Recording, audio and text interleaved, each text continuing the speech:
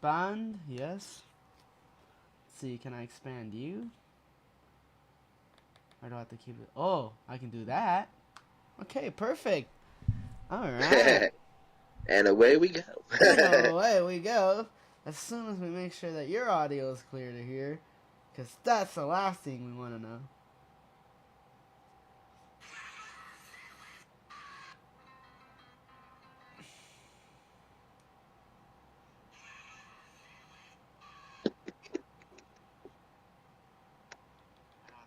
Oh, I can do that. I can hear myself. Perfect. Can we hear you? Okay, now we're good to go. Perfect. Yeah. Yeah. Anyways, welcome back to another exciting episode of Haunterviews. This time, a little different approach than the usual episodes. This is the Haunterview Files, and we got with us Knott's merry adventure, as he likes to be called for now.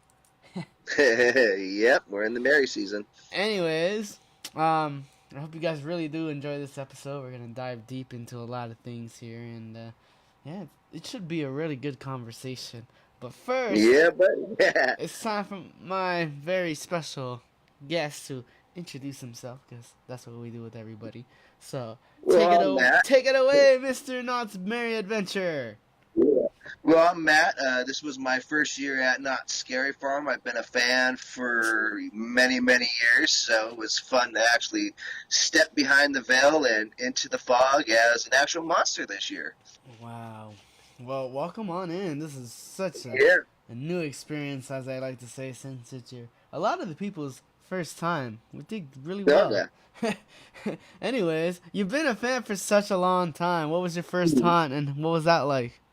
So first time, I'll go back a little even further. I was like about 6 or 7, and I would go to Knott's all the time with my family. And I have vivid memories of Ghost Town in the park having skeletons all over around Halloween. And I used to think it was the coolest thing. And my mom, she worked at Knott's in the late 70s, early 80s, and she would tell me about this thing called the Halloween Haunt. Right. And I was a little kid, so I was too kind of young to go. And I remember one year going. It was around Halloween because I went a couple of times around Halloween because I like the skeletons and stuff. So I remember one year around Halloween. I can't remember where exactly in the park. I'm guessing probably where Forsaken Lake is, over in by where Supreme Scream is. And I remember seeing a couple monsters in full makeup. They didn't have their costumes on at the time. They were just in full makeup. And I Right. go, this is really cool, but she would tell me that I can't go until I'm 13 and how scary it was and all this.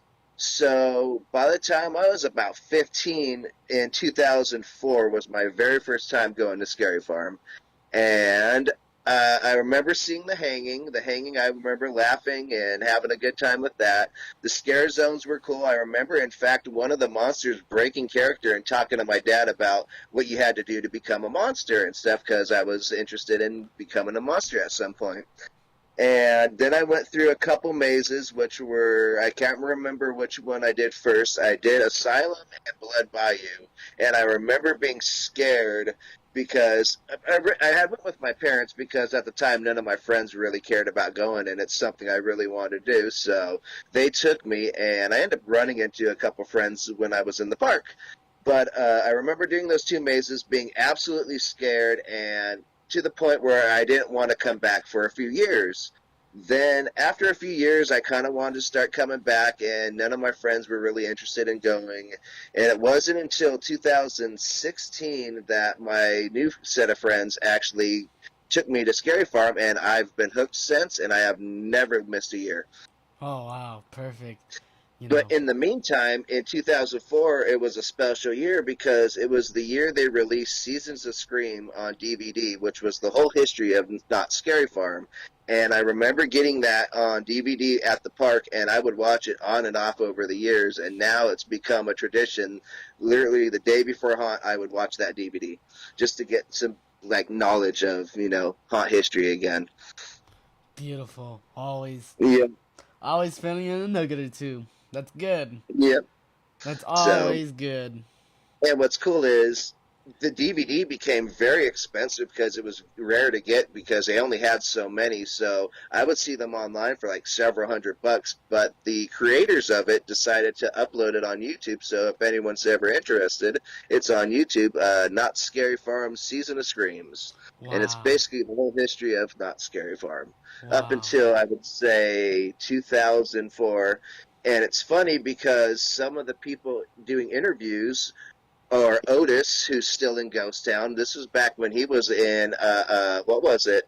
The Swamp, and he was talking about his character as he was coming up with his character Otis, which is what he's been at the park for years now. And there's a few other people like Ted Doherty, the haunt historian. He was in the documentary, and that's how I learned about him. And watching his, I learned a lot about haunt watching his little things he's posted on YouTube, reading his book, and I love history, so I just delve right into Scary Farm history and anything Knott's history, basically. Wow. Speaking about a lot of the people in the park, we've had a lot of designers for mazes and other things. And most of my episodes, we don't really talk about designers. I think the only designer we've talked about is Jason Egan, creator of Fright Dome in Las Vegas and Fright Ride, and who has numerous escape rooms now, which is really good. He's going up Yep. there. But we've never really talked about Knott's creative design team. So, who are big names that people should know? How about from the past, the present, and who is suspected to be the next future designer of Knott's? Want to get into Well, you design? got John Cook, who's absolutely amazing. I believe he's done the Depths. I know he's done Dark Ride. what's Dark Ride. I'm pretty sure he worked on Cinema Slasher too. Mm-hmm. I'm trying to think of you got what's called Gus Kruger, who worked on our maze. He did Eight Fingers 9 this year. He's done some incredible mazes. Another one, Daniel Miller. He's a legend. He's been there since I guess the 2000s, if not maybe even in the 90s, maybe. And he's come up with some of the craziest mazes. I believe one of his first mazes was, and I may be wrong, was Carnivorous Clowns C3. Ooh. So back in, I believe, the 90s or so. Wow. And then you got what's it called? Who else is trying to think of some other people from the past. I can't really think because I know more of my time. And one that's coming up is Glow, the bride from Ghost Town. She worked on she's been doing painting and stuff for mazes. She did the painting in our maze and like she came back and I guess she's the one who did the graffiti throughout my room and stuff on the walls, and she is the one who helped with, I believe it was Daniel Miller, to do Widows this year. By the way, very scary woman in costume. Yeah. Yeah. I hear she's pretty friendly, but I've established already that I am in costume. I just, yeah. The Bride is always one of my favorite characters in Ghost Town. I did not see her this year. I know they were doing something new and having her and several other ones up at the front of the park doing pictures, but the two trips I went through Ghost Town on my days off, I did not see her. I did see her at the announcement event, but I did not see her at the park this year. I mean, I saw her backstage coming to the park when she was in the break room, but I did not see her in her element this year. Ooh, very interesting. There is a lot of changes coming, and photo Oh ops, yeah. and a lot of lantern activations. There is a lot of room for improv this year, so.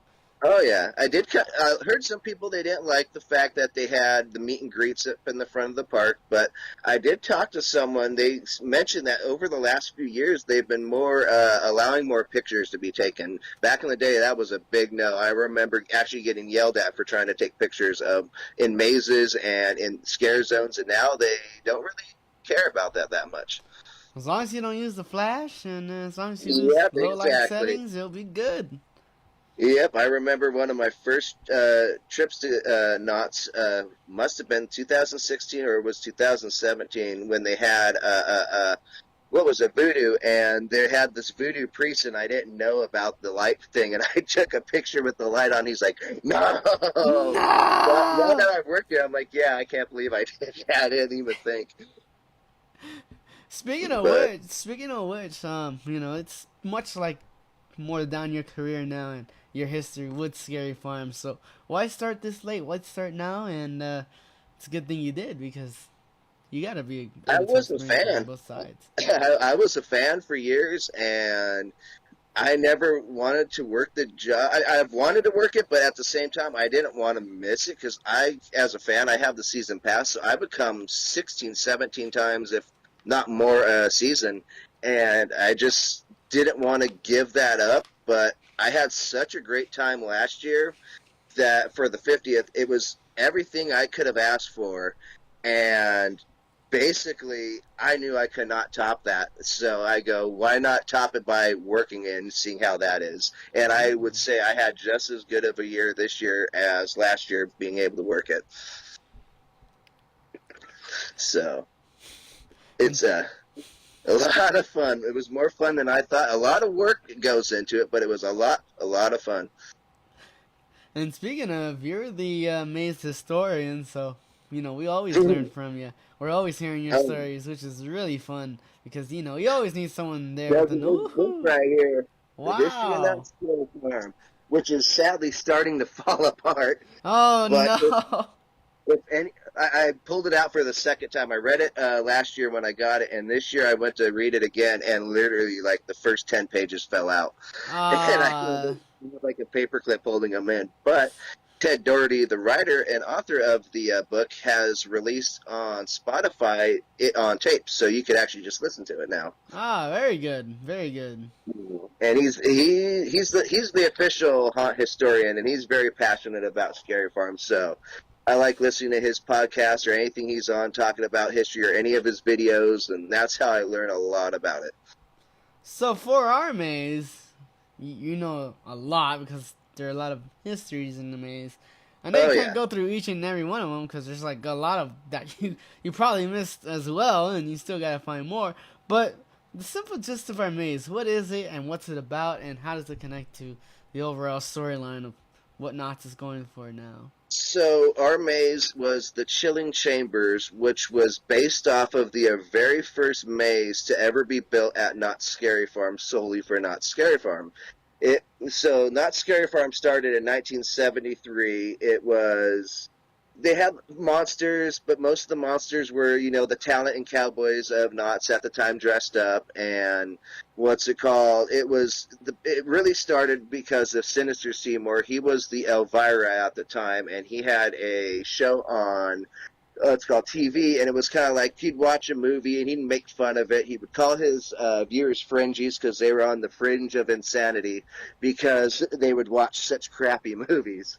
And he was really big in the 70s, and in 72 he did a show at Six Flags, but he wanted something that had a big venue because he didn't really care for it because he thought he needs something that he could kind of do like a show on. So he started talking to Knotts in 72, and in 1973, they had the very first Knotts Halloween Haunt, which was what it was called at the time. And you had Satan's Sawmill. They decorated the mine ride and the what's called log ride. So you had Satan's Sawmill and the haunted mine. They put little props, I believe, in the what's it called? Oh, the haunted shack, which is no longer here. Well, it kind of is if you go through Origins, but what's called that was decorated, and that was all they really did. They'd have like little shows, like they would have like the spider lady. She was like a lady they have like a giant spider body, and her head would come out, and she'd be like, "Feed me," and stuff like that. So what's it called? They had little things like that around the park, but it wasn't until 1976, I believe, where they built the very first maze, and it was where Origins is, but it was not inside the building. It started in the what's it called? Boot Hill Cemetery? Cemetery. They had a guy right on top, and he was like a barker, and he would say things to you and give you like warnings of not to come in and stuff like that. And you would actually, the whole maze was on the outside and would go around the what's called Jeffrey's Barn, or the Wilderness Dance Hall, which is it's called now. And it was called the 10 Chilling Chambers, with each room being a different chamber. So for the 50th, they brought back the idea of the chilling chambers, but instead of 10 different chambers of just like one chamber would be like the torture chamber and the other chamber would be like, the polka dot room or something like that. For the 50th, they decided to go and make each room a tribute to a past Scary Farm maze. Wow. So you walk in, and it's a giant cathedral. And originally, the keeper was the one that greeted you. He was based off of Sinister Seymour. But due to a family dispute with the park, we lost that character this year, and it was replaced with the conductor. But Amazing. you would first walk in, and it's a giant cathedral. It has stained glass mirror windows of past what's called logos from Not Scary Farm from like the 80s and 90s. And then you enter this room, and it has little pumpkins and it's the keeper's basically. It's his collection, and it has things like the keys from Lockdown or the dolls from Voodoo, or they have little things that pay tribute. Like they have a little piece of Delirium on the wall, and as you walk in Goblins that from room, Dark Ride. yeah, and when you walk in that room, you get attacked by the giant pumpkin from Pumpkin Eater, Ah!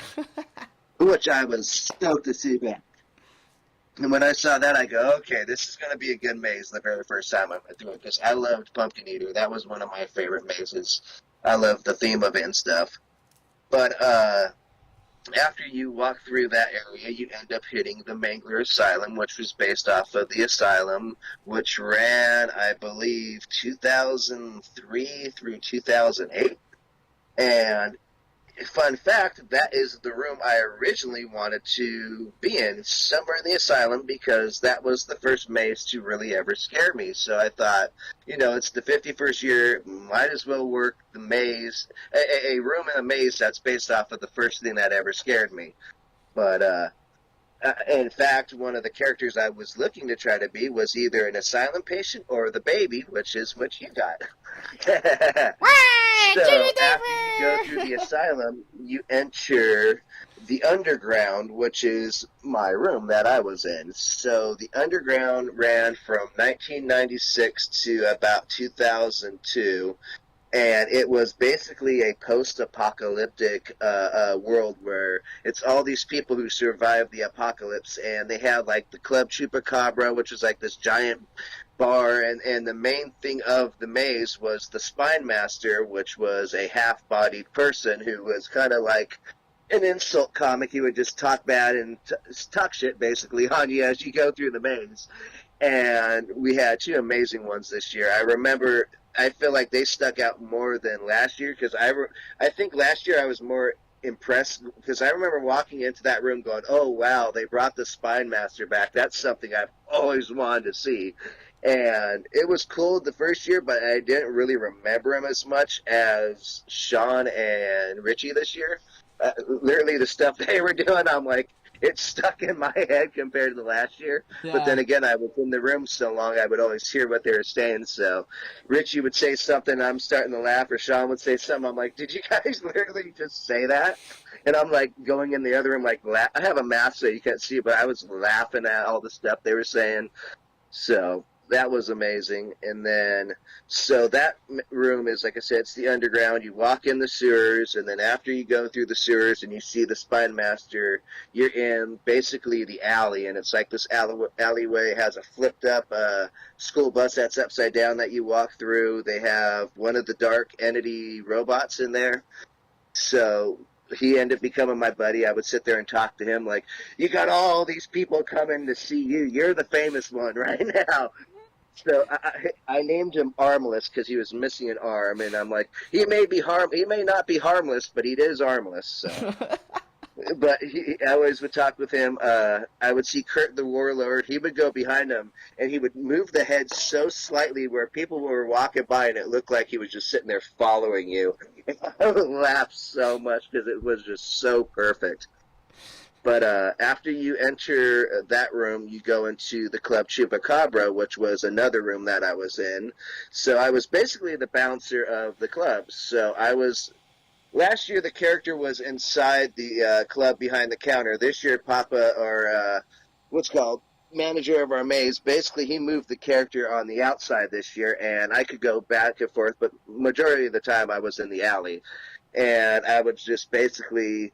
I would try to card people for IDs, especially kids, telling them, "Hey, you're not supposed to be in here right now. You're too young for this club," and stuff like that. And it was really, really fun. And then you enter the club, and there was this whole bar scene where we had the drunk baby who would come in every once in a while, which nobody would ever catch on to, which blew my mind. But Why? we had a gag going where, because I'd be behind the counter and they have all these fake drinks, and the baby would come in and drink and be drunk and start stumbling around the room. And I would keep pointing out, going, "Hey, we got drunk babies in here," but nobody would catch on to that. So that was pretty funny. That was like a little gag that I enjoyed myself. So you go through the club, which you have dancers, which were the torture mistresses and the torture people, and they were sitting on these platforms dancing and stuff like that. And you have like the club zombies and stuff like that. And even in the sewer, you had zombies in there too, who Right. were basically deformed people from the apocalypse. Right. So after you go through that room, you go through. It's Well, kind of like a little cemetery. well, Matt, before you go on, I know there's only one like piece of footage of that damn maze, and I'm like, wow, that's. I got to see the Spy Master, which is good. I'm like, oh, that's cool, the original Spy Master. But the question is, there is no traces like in that video. There's no traces of a Club Chupacabra or anything like It that. Do is you? a very short. It does not look anything like what it looks like now. Hmm. And you go through. You'd see. I can't remember if you see the Spine Master or that first, but back then they just wore all black. They had gloves that would glow, and they were doing things like this. Oh. And it was the only thing I could come up with, which would be Club Chupacabra. So I think there might have even been a sign on the wall that it was just like a little like LED sign or something on the wall that not even LED because it was older than that, but A yeah, it neon would say sign? yeah, neon sign, yeah. So it would say Club Chupacabra, nothing like what we have in the maze now. But Wow. yeah, so after you go through the underground, you go into this little area, and it's basically it has coffins of past characters, which is funny because Richie's character from Las Vegas is one of the first ones you see. And what's also funny is in one of those coffins, you can't really see it because you passed by it, but when you look behind you is the not warlord, the overlord, one of the original Knott's mascots from 2009 through I think 2010. Love that man. Yeah, I kind of was hoping he'd come back for the 50th. I was really hoping that was going to happen, just to bring back all the mascots, the conductor, the witch, and have him. That would have been cool, but I guess nobody ever liked that character, so Yeah. hence when he's even hidden in the maze. Where if you don't look behind you, and there's no light on him too, so if you look behind you, you will see the Overlord in one of the coffins. But after you go through that little area is where you hit one of my favorite areas in the maze, which is another room that I wanted to be in. In fact, the three rooms I wanted to really be in was either the underground, the asylum, or the carnival of carnivorous clowns, which was one of the I think first crazy clown mazes that they had, which was all in 3D. It had bright colors and stuff like that, and it was a really, really popular maze, and I was stoked to see that come back. Even little characters like the bunny, which was a character from the original maze, they were back. They had that in there. They had the pooping elephants. They even had the amazing thingy from, I think that was like from Uncle Bobo's or something like that. So Wow. that was pretty cool. And which is funny because last year, halfway through the season, I think it disappeared and then it eventually came back because there's a few times I went through it and it wasn't in there. What the hell? So I guess someone stole it or broke it or something, but it eventually made its way back. So that was a good thing. And then after that, you go into a little section of basically based off of their old vampire mazes. You got Lair of the Vampire and stuff like that. You even have a stained glass window of Sandy, who was the original vampire queen of the maze, who passed Oh. away several years ago. So right when you walk in that maze, if you in that room, you'll see a stained glass of her in the background. So Oh, that's like one of the smallest rooms in our maze. Then right after you go through that, you're into the doll factory pretty much for the rest of the maze until you get out into this cemetery, and the cemetery is all these like it's tombstones from all the past mazes, and they added some new ones this year. They added the depths and dark entities into it. I have a feeling they're going to add waxworks and maybe bloodline this year because they just retired. Matt, do you So think they'll ever add Dark Ride, or do you think it'll still be neglected? I think I swear there was something from Dark Ride in there. I can't remember. I swear I saw something from Dark Ride. I think it was in the beginning, but maybe just have to go back and look at videos. I swear there was one in there of Dark Ride though. Yeah, because a lot of people are saying, including myself, we all think Dark Ride got screwed. We got like I think like 10% of our cast is Dark Ride. Yeah, exactly. Because I remember seeing on everyone's hot boxes all the Dark Ride stickers. I'm like, oh, that's pretty cool. A little Dark Ride reunion, yeah. Yeah. But what was cool is, like I said, this is my first year. So in my room, Donnie and Kurt were in the same role last year, so they kind of helped me figure out like what my character is. I mean, I figured out a lot of my character, but they were explaining like certain things, and they're more of a veteran in the parks, so they kind of taught me a couple things and stuff like that. So, but basically, I have it right here, the whole breakdown of my character. That I was the bouncer of the Club Chupacabra, and I am basically the protector of the torture and the go-go dancers and all the people in the dancing in the thing. It says that I'm basically. It's like you're stoic. You have bits of rage when people don't like listen to you, and if they mess with the dancers, you go into little bits of rage. And to me, I did it as the more the people kept going through the maze and going through the room without listening to me, the more insane he got. So at the beginning, it was more of like telling people, hey, you can't come in here, you ain't got no ID and stuff like that. But throughout the season, he kind of got a little more crazy because nobody would listen to him and they kept going into his club without permission. So he kind of Damn. just started losing it. And it was a little bit because they didn't tell me not to talk as much, but in the break room they had a thing where it said don't use a lot of spoken words, do more like sounds and stuff. So I started getting into more like laughing and stuff like that, and I kind of tried a couple things out. One time I saw Donnie and our Black out there like, damn, you're going a little crazy. I was kind of copying it from the new Pennywise movies that were out. Basically I was copying Pennywise, where I was just like, your tasty flesh. Not tasty flesh. I was like, yeah, I was saying that. I was saying, like, your tasty flesh. I can smell your fear, and it feels my rage, and stuff like that. And a couple people are like, whoa, buddy, you're, like, going a little too intense right there. So I kind of scaled it back, but it was more of just, like, I was getting crazy laughs. I would have my bat, and I would smack the barrels and stuff, which... God, I must have went through, what, 3 bats right here throughout. Jesus Christ. So this was the first one I started off with, which I liked the best because it's got, like, barbed wire on it. I threw fake blood and stuff, and I put, like, hair and stuff on it so it looked all, like, gnarly and all messed up, but none of it stayed by the time Haunt started. Oh, But damn. it ripped up all of that. I broke the bottom of it off, and Sean actually wrapped this because there's a giant spike sticking through this. So this Ooh. actually came off, and he taped it so it's not like I wouldn't have to hold the spike. But this one lasted me basically 2 weeks, the first 2 weeks of Haunt.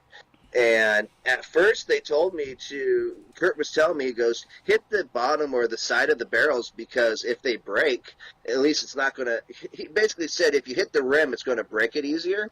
Yeah. So he goes, hit the sides, and I figured, yeah, if I hit the sides and it breaks, at least it's going on the ground and not flying in somebody's face. But I think it was like week 3 when Papa told me, he goes, they're complaining that your you're basically smashing the barrels up too much. So they want you Wow. to hit it on the top. So that's when I started hitting it on the top. I got, I believe, this bat, which is more solid. They're both styrofoam, but this one's more sturdy.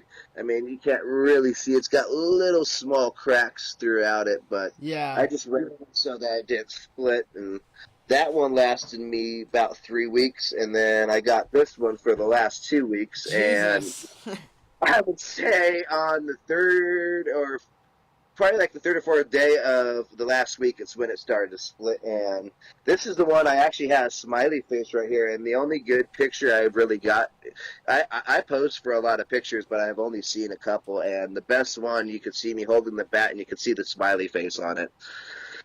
But actually, it wasn't even a smiley face. It was a sad face because he was sad that I was hitting him. He was getting beat all the time. He was So it was becoming sad that depressed. yeah, so it was sad. I originally was going to do a smiley face, but I go, nah, I'm just going to make him sad because he's being hit all the time. But basically, like I was saying, the character, they had like a little picture of the character, and it basically looked like Bane from the Dark Knight Rises. And that's kind of what I always kind of envisioned the character as, especially with that mask that they had me wear. It was like a COVID-looking mask, which I actually found out is the mask they give you if you miss makeup. So I always felt weird because I'm like, oh man, if someone knows that and they see me, they're like, oh, look at this guy, he forgot makeup. But I never was in makeup this year. So for my first year, I never got makeup. I just had this little mask. So, Yeah, because and they also gave Richard one too. yeah, Which because he makes missed it. So we were brothers for a night. He kept going, that's my brother over there. So we were kind of like brothers. I'd go in the base. He's like, yeah, that's my brother. He's going to get you or whatever. Huh. Richie was fun. I remember the very first time. I can't remember how it went down, if I heard him say it or if someone said it to me. But when the Diddy stuff started, Ah, the I can't Diddy remember if I stuff. heard him go, welcome to Diddy, the underground where Diddy lives or something. I can't remember if I heard that or if it was a guest coming up to me asking me if I was Diddy. But it was within, I would say, like a 5 minute point where I first heard that, and I just started laughing. I go, what is he saying? I think it was a guest asking me if I was Diddy, which made me go, what the hell are they saying to make them ask me if I'm Diddy? And then I heard him say that, and then I go, oh, wow. I started laughing because that was just hilarious. And Are you P basically, Diddy? yeah, basically the underground became Diddy's bar, kind of. I mean, I was asked constantly, like, are you Diddy? Is this Diddy's club? To the point that I almost thought about bringing a thing of baby oil and putting it in the on the where the drinks were, I but love I it. would get for that. Don't let But the yellow shirts see it though. yeah, I know exactly. So Don't. that was pretty damn funny to have happen. And usually it was in the sewer area where they would ask me, or the what's called the alleyway. That's when they would ask me, "Is this Diddy's club?" I'm like, "Why don't you ask me when you're actually in the club?" You know. But that was really fun. I enjoyed the club. At first, I'll admit I kind of got a little overwhelmed with on like the first couple weeks of where we just got conga lines that basically stopped for a couple minutes. So I got a little what's called you know first year, I kind of got a little nervous about it. So I kind of went into the bar, and I would say by the end of the season, I was fine. It didn't bother me as much. It was weird having to try to scare someone who's like stopped and they're there for like a couple minutes and they're just yelling, you're not scary, because there's some little kid or something. So Yeah. I try to go a little more intense, and they're like, oh, this, or this. And then they walk by, and then I actually try to get them good, and then I would get them good. So, but these bats, oh man, hitting those barrels with the bats. I mean, I can't believe how many people just dropped to the ground scared. I mean, that was amazing. That was like my highlights when I would like hit the bat and they would just drop to the ground, or even if it wasn't me and it was like Michael, and they'd come around the corner and they'd see him and they would just drop to the ground. Like seeing that just that made my night every time I would see that. So Matt, you were telling me all season that you like your character, because the mask was so uncomfortable that you said it was more like a not a surgical but a bandage mask, and that you had your like for everyone that comes through that you had your jaw broken, if that's correct. So I said, someone asked me, they go, what is it? You got COVID right now? And I go, no, the warlord ripped my teeth out because he didn't like how I was talking. So I came up with that just so that I could explain why I have some kind of mask on, and also the fact that I was like one of the only ones other than Beast Boy that did not have makeup in the maze or some kind of. We're basically ourselves, kind of like just little mask like that, and that was it. But I liked it though because it allowed me on breaks. What's called, since I didn't have makeup or anything, I could just go walk out and I would go stand by the ride in Camp Snoopy where it's the airplanes, which is basically right by the exit of our maze. And I would stand out there for like 10, 15 minutes and watch the gauntlet people do their stuff and watch some of the sliders. I saw some really cool stuff. I remember seeing someone came up to one of the monsters and they were sending them off for quests and stuff like that. And oh, I can't remember what it was. It was one of the very last nights, and it was all the wizards of the gauntlet. They were like trying to do some like magic on some girl or something like that, and it was pretty cool.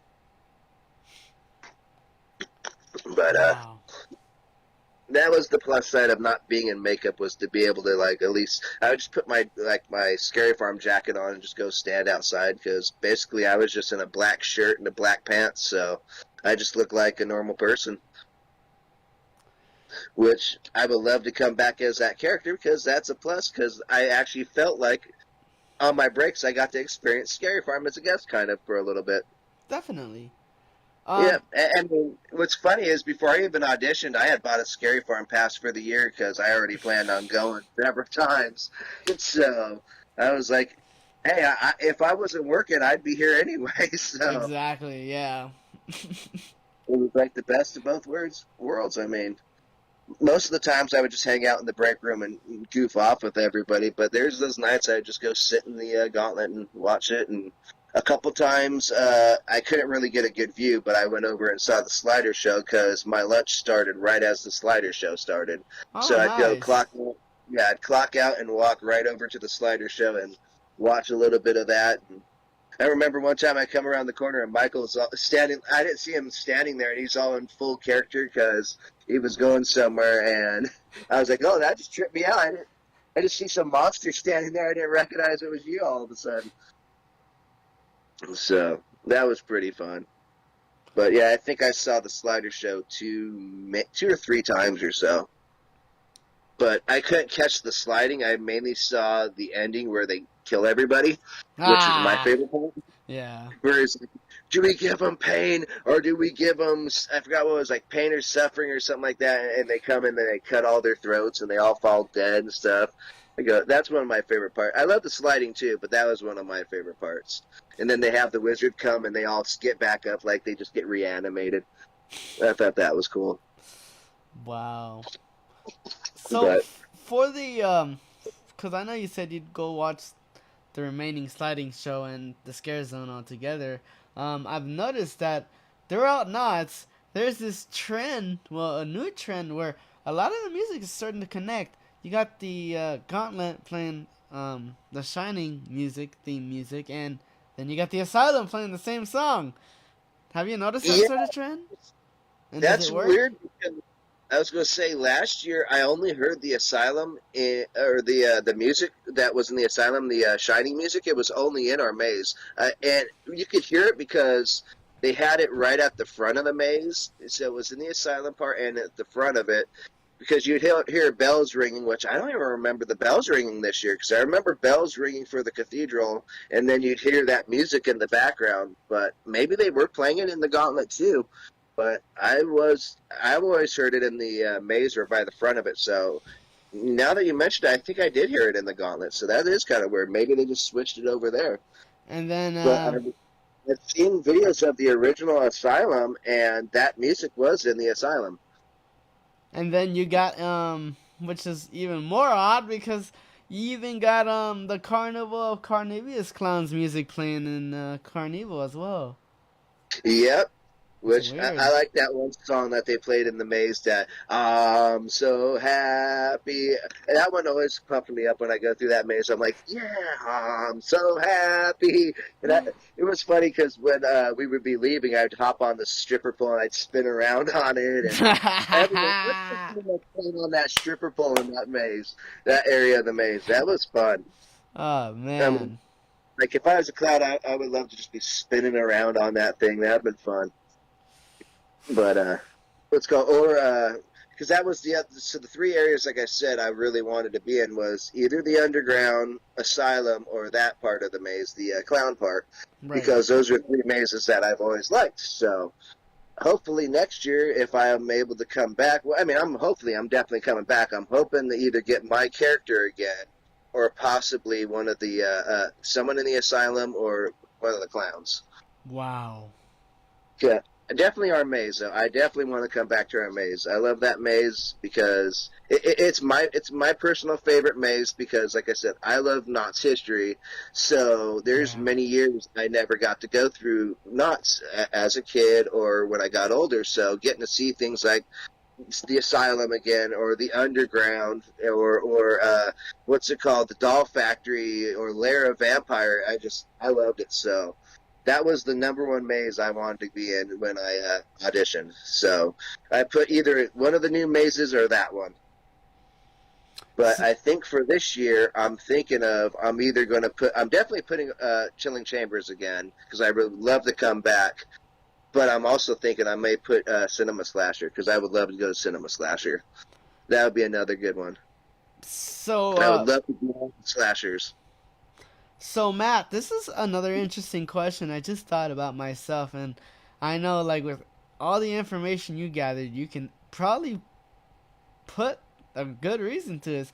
So why is it that I want to exclude Room 13 because that one's not doing so well.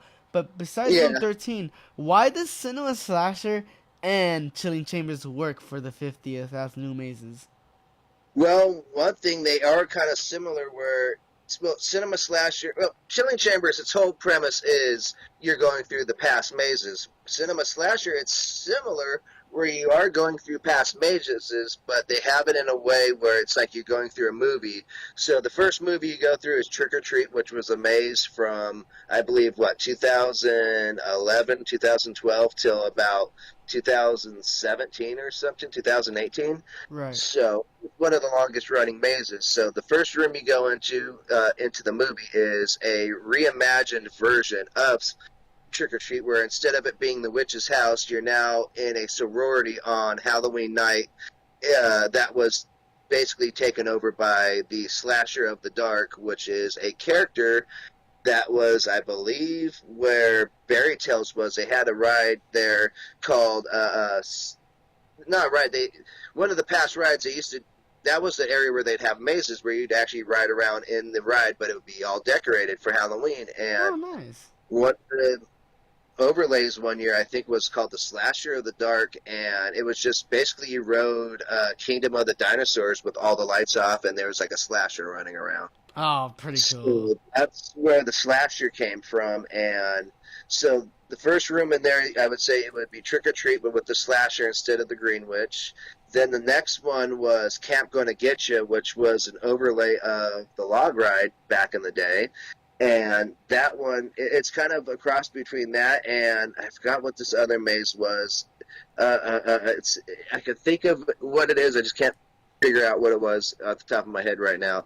But it was kind of like I would say I Know What You Did Last Summer, where the guy's like in a slicker and kind of, it's kind of like Yeah. you're yeah, it's like at a like a pier kind of looking thing. So that's why you're going through like the boats and stuff like that. And then the Right. next room you go into would be based off of Slaughterhouse, which is probably the smallest area in that maze, and that's where you have the giant. Yeah. Slaughterhouse. Let's go. Yeah, so that I kind of wish that part of the maze was a little bigger because that was a really popular maze at one point. So having Camp Gonna Get You as one of the bigger section, I always kind of thought, they should have made Slaughterhouse a little bit bigger. But I Right. mean, it's one of my favorite mazes too. I mean, that when I went through that maze the first time, it blew me away. Walking in and you see the guy behind the counter doing some of the popcorn and all that, and his makeup would always change. Like he'd be normal, and then it would go like black light, and it'd be all like in his face with all these yeah, it looked like electric burn marks and all these looking things. It looked really cool. Right. Yeah, I would just switch back and forth. So that was a really, really good maze. Which is funny because usually Knott's, they'll put out a couple mazes each year, and one of them's really good. The other one's like, yeah, it's good, but I think this one's usually the best. Right. Last year was one of the first times I went through, and there was two really good mazes, Cinema Slasher and Chilling Chambers. And I'm not going to lie, I kind of did dig Room 13 just because I liked the area it's in. It was an area of the park that there wasn't a maze in for a long time. Right. So just to have something in that area was pretty cool. So what made well actually before I ask what made Room 13 fail so bad, I wanted to come back to Cinema Slasher because you were talking about the Slasher of the Dark and how it used to be a King of the Dinosaurs overlay, and that is interesting. But I think a lot of people get confused of what cinema, like, they know that they're supposed to be going through like these modernized like horror sequels to Beloved Maze of the Past, like even more scarier than it should be than it originally was. But what is like Intel, and how does it tie into more of the Not Scary Farm lore? Well, let me try to think on that one. I think it's kind of more. So you got your mazes like Grimoire, which is the origin, basically the book that the Green Witch used to put the curse on Calico. So I could see how those are tied in. I think Cinema Slasher is more of, it was kind of like a tribute, like a second tribute maze. So I can't really think of how it plays with the overall lore of it, other than it being a rundown movie theater in the Carnival section. So I can see how it's tied into Carnival, kind of, but each kind of like how Dark Ride was kind of tied into Carnival because you're like at a dark ride in a carnival. So kind of like Mesmer, how that's kind of tied in because you're basically going through the guy who hypnotized everybody after they died so they could become basically zombies. So, which I liked Mesmer. First year of Mesmer, when you went in that room and it just went back and forth, I mean, that was amazing. That was one of those rooms I wish they would bring back. And every time I'm in that room, I kind of wish I could just stay there for a minute and watch it just sway back and forth. Yeah. And sadly, this year when I went, it was not running at all. Either time I went through it, it was not running. It's already at the end of its life, my friend. Yeah, I'm like, I could see Mesmer maybe going away next year. I love the maze. Everything about it was cool, but it's seen its course now. It has. Same. I mean, I love Origins. I could see it maybe another year, or I hope they do what they did with Trick or Treat and somehow like improve it and change the story where it's a sequel to what it is, so that they can keep it going for a few years. Isn't that the working theory right now for Origins? People are saying it's supposed to like open next year with a surprise new like story. Like that's what I heard. I don't know if that's true or not. Right now, I mean that maze started in 2019, so Waxworks left this year when that was the other maze from 2019. So that's the last pre-pandemic maze that they have right now. Wow. So I told everyone, I have a big feeling that Bloodline was going to go away this year, after this year. And when they announced it, I go, yeah, I could see that happening. I mean, first year, 2 hours, 3 hour plus waits to get in that maze. Next year, maybe 5 minutes. So you could tell that it downgraded within a year. Wow. And, I mean, the guns were fun, but, like, having to wait 2+ hours to get in the maze, that's a good chunk of your time at Haunt, so. Yeah. I mean. Nobody's got time for that. Yeah, I'm like, I mean, the same thing was with Special Ops. I think I would only do Special Ops once a year, and I would go, like, maybe 6-7 times at the beginning when that maze was around, and I would only go into it maybe once a season because the maze line was just, 2-3 hours to get in. So, well, except one time I did go. I think it was the very last year. It was the maze was there. Mm-hmm. I went straight from rope drop to that maze, and I did it like 4 or 5 times in a row. And then by the time I went back again, the maze went from being like a 5-10 minute wait to like almost an hour. And I go, okay, that would be the last time I'm doing that. But I got to do it like 5 times in a row. Like, I'd get out of the maze, go right back in the line. There was hardly no line, so I just kept doing it until it got to the point where I'm like, yeah, I can't do it no more. So, Matt, there's some people out there will be like, well, hey, if nobody's going to wait 2-3 hours for a maze, like Bloodline, but then you got mazes like it's, like the maze that succeeded, Paranormal, which wait was over an hour long. So, yeah, what separates like a great maze like Paranormal from such a flop like Bloodline? Well, I think at the beginning everybody was excited because the year before or 2 years before is when they got rid of the guns. So having the guns come back, I think that drew the crowd because the idea is cool, but in a maze like Bloodline, it's not as big as I would say what Special Ops was. You had these big rooms, and Bloodline, you had some big rooms, but it just wasn't as, it wasn't as easy to go around shooting stuff because you'd be like by smaller walls, or you'd have to go underneath little things and stuff like that. And I've heard so many stories of talent getting hit with those guns in that maze, just people straight up hitting them with the guns. So I'm like, yeah, I could see why the guns left after the first year, and then after that, the maze went downhill. Except, like I said, one time, one of the last times I got to go as a guest, one of the mazes I went through was Bloodline. It was like the second maze of the night I went through, and it was on fire. Everybody got me. Like, I walked right in one of the first rooms, and this girl did like that, and she got me good. Something as simple as that, I was not expecting it in my face. And she got me, and I ended up seeing her backstage, and I told her that, hey, you did a really good job. You were one of the few people that got me. Wow. And I guess one of her managers was there, and she was like, yeah, you see, you're doing a good job. So it was, yeah, I did that, and then I think I hit Widows, and then I went back through it again, and it wasn't as good the second time through, but that first time through, like I said, it was one of the best times I had ever went through that maze. There was probably 2-3 people in every room, and it was just on fire that one time. Like, it was one of my mazes of the night, and like how, which surprised me to be one of my favorite mazes of the night. Which we had my favorite maze of the night still was our maze, but yeah, one of the top mazes of that night was ended up being Bloodline.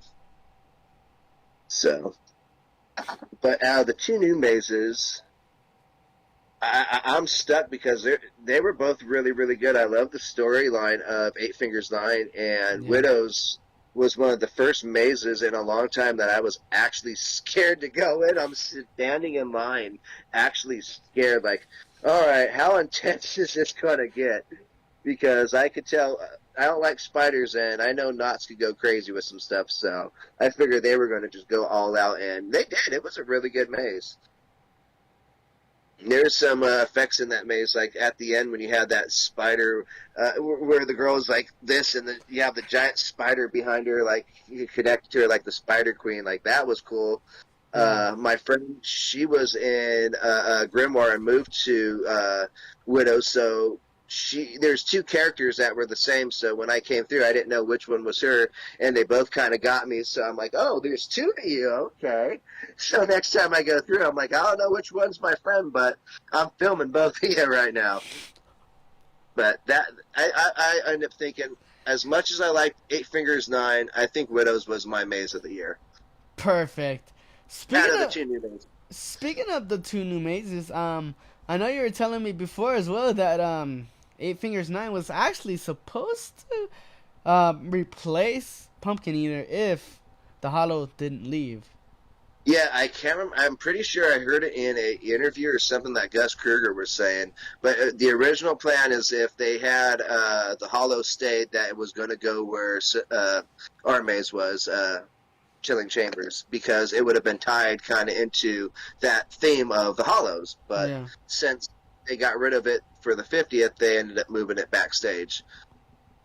Wow. Which There were some areas in that maze though that got pretty warm, and I'm like, I feel bad for some of these actors because they had some really thick, what's it called, like, Outfits, yeah, costumes. their outfits. I mean, some of them were like made out of wool, like the actual boogeyman, like his costume was probably in some of the areas in that maze that would have been hot as hell to be in.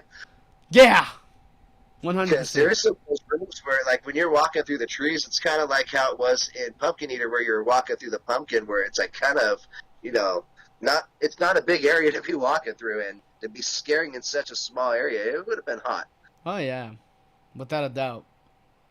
But that was one thing I lucked out on in my area was I didn't have a really the mask was cool, and last year they had the whole area was open, but due to rain and stuff, they decided to close it off. But they had it open enough where you had a gap and air would come in, so it would keep the maze pretty cool. Ooh, yeah, I've noticed So the new top. So like the first few weeks when it was still warm, it was good, but by the end of the season, there's times where I'm like, okay, I need to come in this area because it's kind of cool in here. Like I damn. would be in the bar and I'm like, okay, I'm going to go in the alleyway because it's kind of cool in there. It's because the bar area was a little bit more stuffy because it was kind of more enclosed. Yeah. But oh god, what was it? I was going to say about the. Oh yeah, so in the alleyway, you'd come into this bus and you would come out, and right in front of you, big old sign says Club Chupacabra. I can't count how many people walked out that bus, took a left, and went backstage, and I've had to go, hey, No. there that says Club Chupacabra, you're going the wrong way. Like, it got to Wow. the point where I'm just like, instead of telling them, hey, you're going the wrong way, I just started messing with them, like, you don't see the big sign right here? I'm like, I don't know how you walk out of something, see a huge sign, and just take a left into something that there's really nothing. Yeah, you see And if black you guys, we curtains. had to go run back there because people actually went pretty far, and they're like, hey, this is not part of the maze. You're in the back area. Don't go through the black curtains. Yeah, that's pretty much what they were doing. So that tripped me out how often it would happen. I mean I would say about maybe 10 times a night. So it just tripped me out. I'm Damn. like, why are you making this mistake this many times? That's not good. Not at No, all. but I enjoyed being in the bar too. That was always fun because in the alleyway I could run around, I could hit my bat on stuff, and like I was saying before, at first I would hit the sides of the barrel because the warlord told me if you hit the side of the barrel and your bat breaks, at least it's going on the ground. It's not going to go fly in people's face, and if you hit the top of it, it's more likely to break because you got the rim of the barrel. But it was like week 2 or 3 when Papa told me, he goes, you need to start hitting the top because they don't like how you're like smashing the barrels all up right now. But it So works. as soon as I started doing that, that's when the bats started, cracking and stuff like that. But it works though. It scares Oh yeah, everybody. and oh, it was such a good scare tactic. I kind of went a little overboard with it, but then again, that's what scared me in that room because you start walking through and you just hear a big old slam with the bat, and the noise scares you. You're not expecting that. So, and sometimes with the headphone, what's called the earplugs in, I didn't realize how loud it was until like I walked through it as a guest. I'm like, dude, this maze is pretty loud right now. It's And loud hitting as those hell. barrels, that's pretty loud. Bang, bang, bang. Yeah. Which was cool because towards the end, we had a couple amazing guests that would come through several times a night. Yeah. William was one of them. He even wrote us a letter thanking us how much he enjoyed it. So it was the very There. last couple nights, and I remember Papa having a thing on the board saying, basically, make memories. So when he came through, and the other guy, I believe they called him Santa Claus, when those two came through, like one of the very last nights, I gave him my bat, and I said, hit some stuff with it. So I Oh. let them go and hit some of the barrels because it was basically them. It was a slow time. No one else was in the room. So I go, here, hit some stuff with the barrels. Hit the barrels and stuff. So I know if I was a guest and they gave me that opportunity, I would definitely have been happy. Most definitely. That is So I'm so. like, yeah, I got to let them play in the maze too. Oh. But, oh man, we had some fun. I mean, there was some fun incidents at that maze. I think it was Don't forget within the Grandpa. first. Oh yeah. But I was gonna say, within the first few weeks, I think it was like week one, I heard a rumor that someone was going around flashing people in the mazes. So I swear it Did was they like week flash in one or our two. I'm maze? sitting there and I see this girl, and she's clearly flashing people in the maze. And I know she's drunk and she's trying to get attention, but I'm like, okay, I'm not. I want to look. I'm not gonna lie. I want to look, but I don't want to give her the attention that she's wanting. So I'm Yeah. not looking. But they basically said she had a bra on, but it was a see-through one. I mean, I could clearly see it. I mean, when I saw it. But yeah, she went through the underground. She was flashing people. What the hell? So that was definitely a fun first 2 weeks seeing that. And then I think it was the second week or the first week we had Shotzi Blackheart from WWE. She came through our maze. I remember seeing her. Um, Donnie saw Matthew Gruber from Criminal Minds. He came through our maze. Um, Ooh. he was like, "Yeah, I saw." He saw him. I'm like, "Oh man, I missed it because I was on break at the time because that was Yeah. a show I used to watch a lot all the time. So that would have been cool to I heard see Rob him. Zombie was rumored in to be in our. Yes. So I'm sitting there, and Jim comes up to me. He goes, "There's rumors Rob Zombie's in the park." So I came out on my break. Go, "Hey, heads up, Rob Zombie's in the park. If you see him, I'm hoping to be in the maze because in the club we're playing his song Boogeyman." So I go, Ooh. "Please come through our maze because we're literally playing your music in it." So that would have been an amazing thing to see, was to be able to scare him. But I guess it just ended up being a rumor after all. Those Or darn if he was rumors. in the park, I never got to see him. Man. But one of the other celebrities we got to see was the incident that took place in the maze with Gorlock the Destroyer and the group that she was with. The Oh. ones that got kicked out of the maze. Well, they got kicked out of the maze. I heard they got kicked out of the park, but after seeing their live stream, they ended up going to several other mazes and eventually did get kicked out of the park because they were just they were harassing monsters. They literally posted it live where they show him get in front of Donnie, one of our wretched brothers. He's sitting there threatening him and cussing him out, and like literally, it's on video. And they're trying to go say, "Oh, we're going to sue the park because." They kicked us out for no reason. They said because our fans were bothering them, that's why they're getting kicked out. And I go, no, you're harassing our monsters. Like, you're getting in their face, like cussing them out, saying to do stuff. And it was crazy. Yeah, I heard some guy in a neon shirt was going around harassing people. Yep. So it was crazy. Because when I came out, I saw security talking to them, so I figured they were being kicked out of the park, and that's what I was told, that they were getting kicked out. And after watching, like I said, I watched the video. I would skip through it because it was like a 6 hour long video. So I just got to the end where our maze and stuff was, and I saw them go to Cinema Slasher, and a bunch of fans rushed them, and the fans were bothering them, so they went to room 13, and then they started messing around in room 13, and that's when they got kicked out of the park. Ah. Well, So they get what they that's like deserve. nearly 3 incidents within like an hour. So I mean, Well, I they know there. posted it online, so I know. all the video proof is there. I know there's other rumors that guests were throwing blades. I heard that too. Someone told me that someone was bringing in razor blades and throwing them at people, which I don't know if it was true or if it was just a rumor. If so, I don't even know how they got through security. Yeah, exactly. You know what tripped me out is how many people came in our maze wearing masks and full-on makeup. Like, I I saw a agree. guy come in that room literally in full-on Joker face paint, and like he had the full-on Joker costume and everything. And I saw at least maybe a dozen people wearing masks, like full-on plastic masks, Are those throughout the allowed? season. Huh? Are those allowed in the park? No. That's why I'm like, I don't know how they got it in. I even mentioned it to Papa. He goes, yeah, security's just not doing their job because, I mean, they full-on had, like, plastic masks on their face. And I'm like, out of all the years of going, I've never seen that ever in the park. So that kind of tripped me out to see that many people coming in with it. My question is, And, has security ever been good? right. Exactly. And then Ah, corrupt.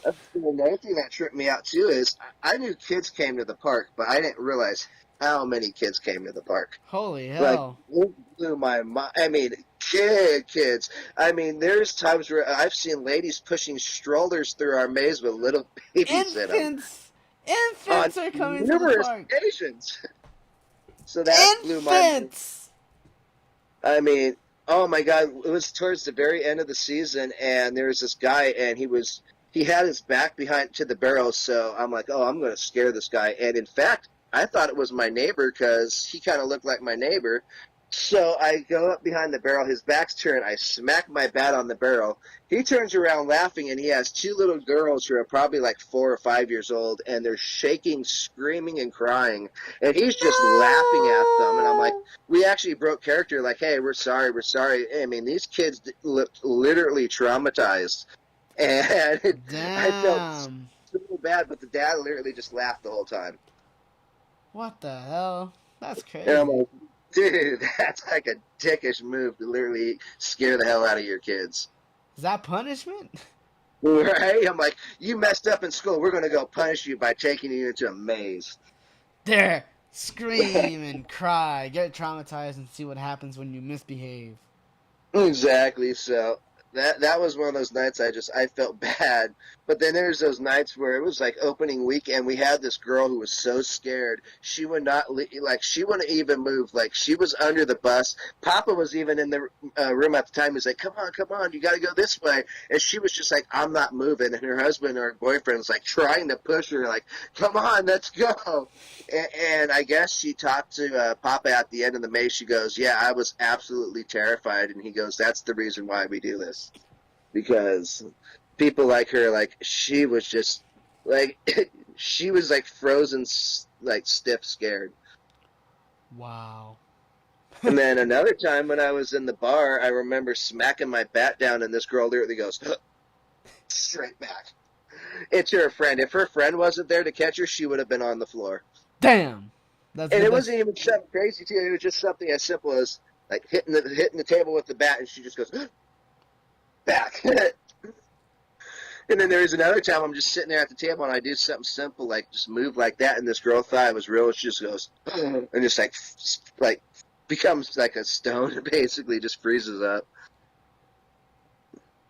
So that was fun. And then, oh my God, what was that one scare? There was a scare that I got that was, oh, I decided to be a mannequin. I just was frozen, and I was in the alleyway, and this girl was like doing this in my face. They're like snapping. They're like, "Oh, he's not real." As soon as they went around the corner, bam, and they're like, "Oh, damn, he was real." That was one of the few times I tried to do the what's called, like I said, the statue scare several times, but that was the only time it really, really worked good. Right. Yeah. Hey, and cause your area was mostly the scariest, I know from people were saying, and Oh I know, yeah, 'cause I we were know, just running around that room. It was one of the bigger rooms, so we had like we could actually like you'd have a group of teens coming in, they're running, and we could literally chase them through the room and like through the club to the other area, and we'd have enough room to be doing stuff like that.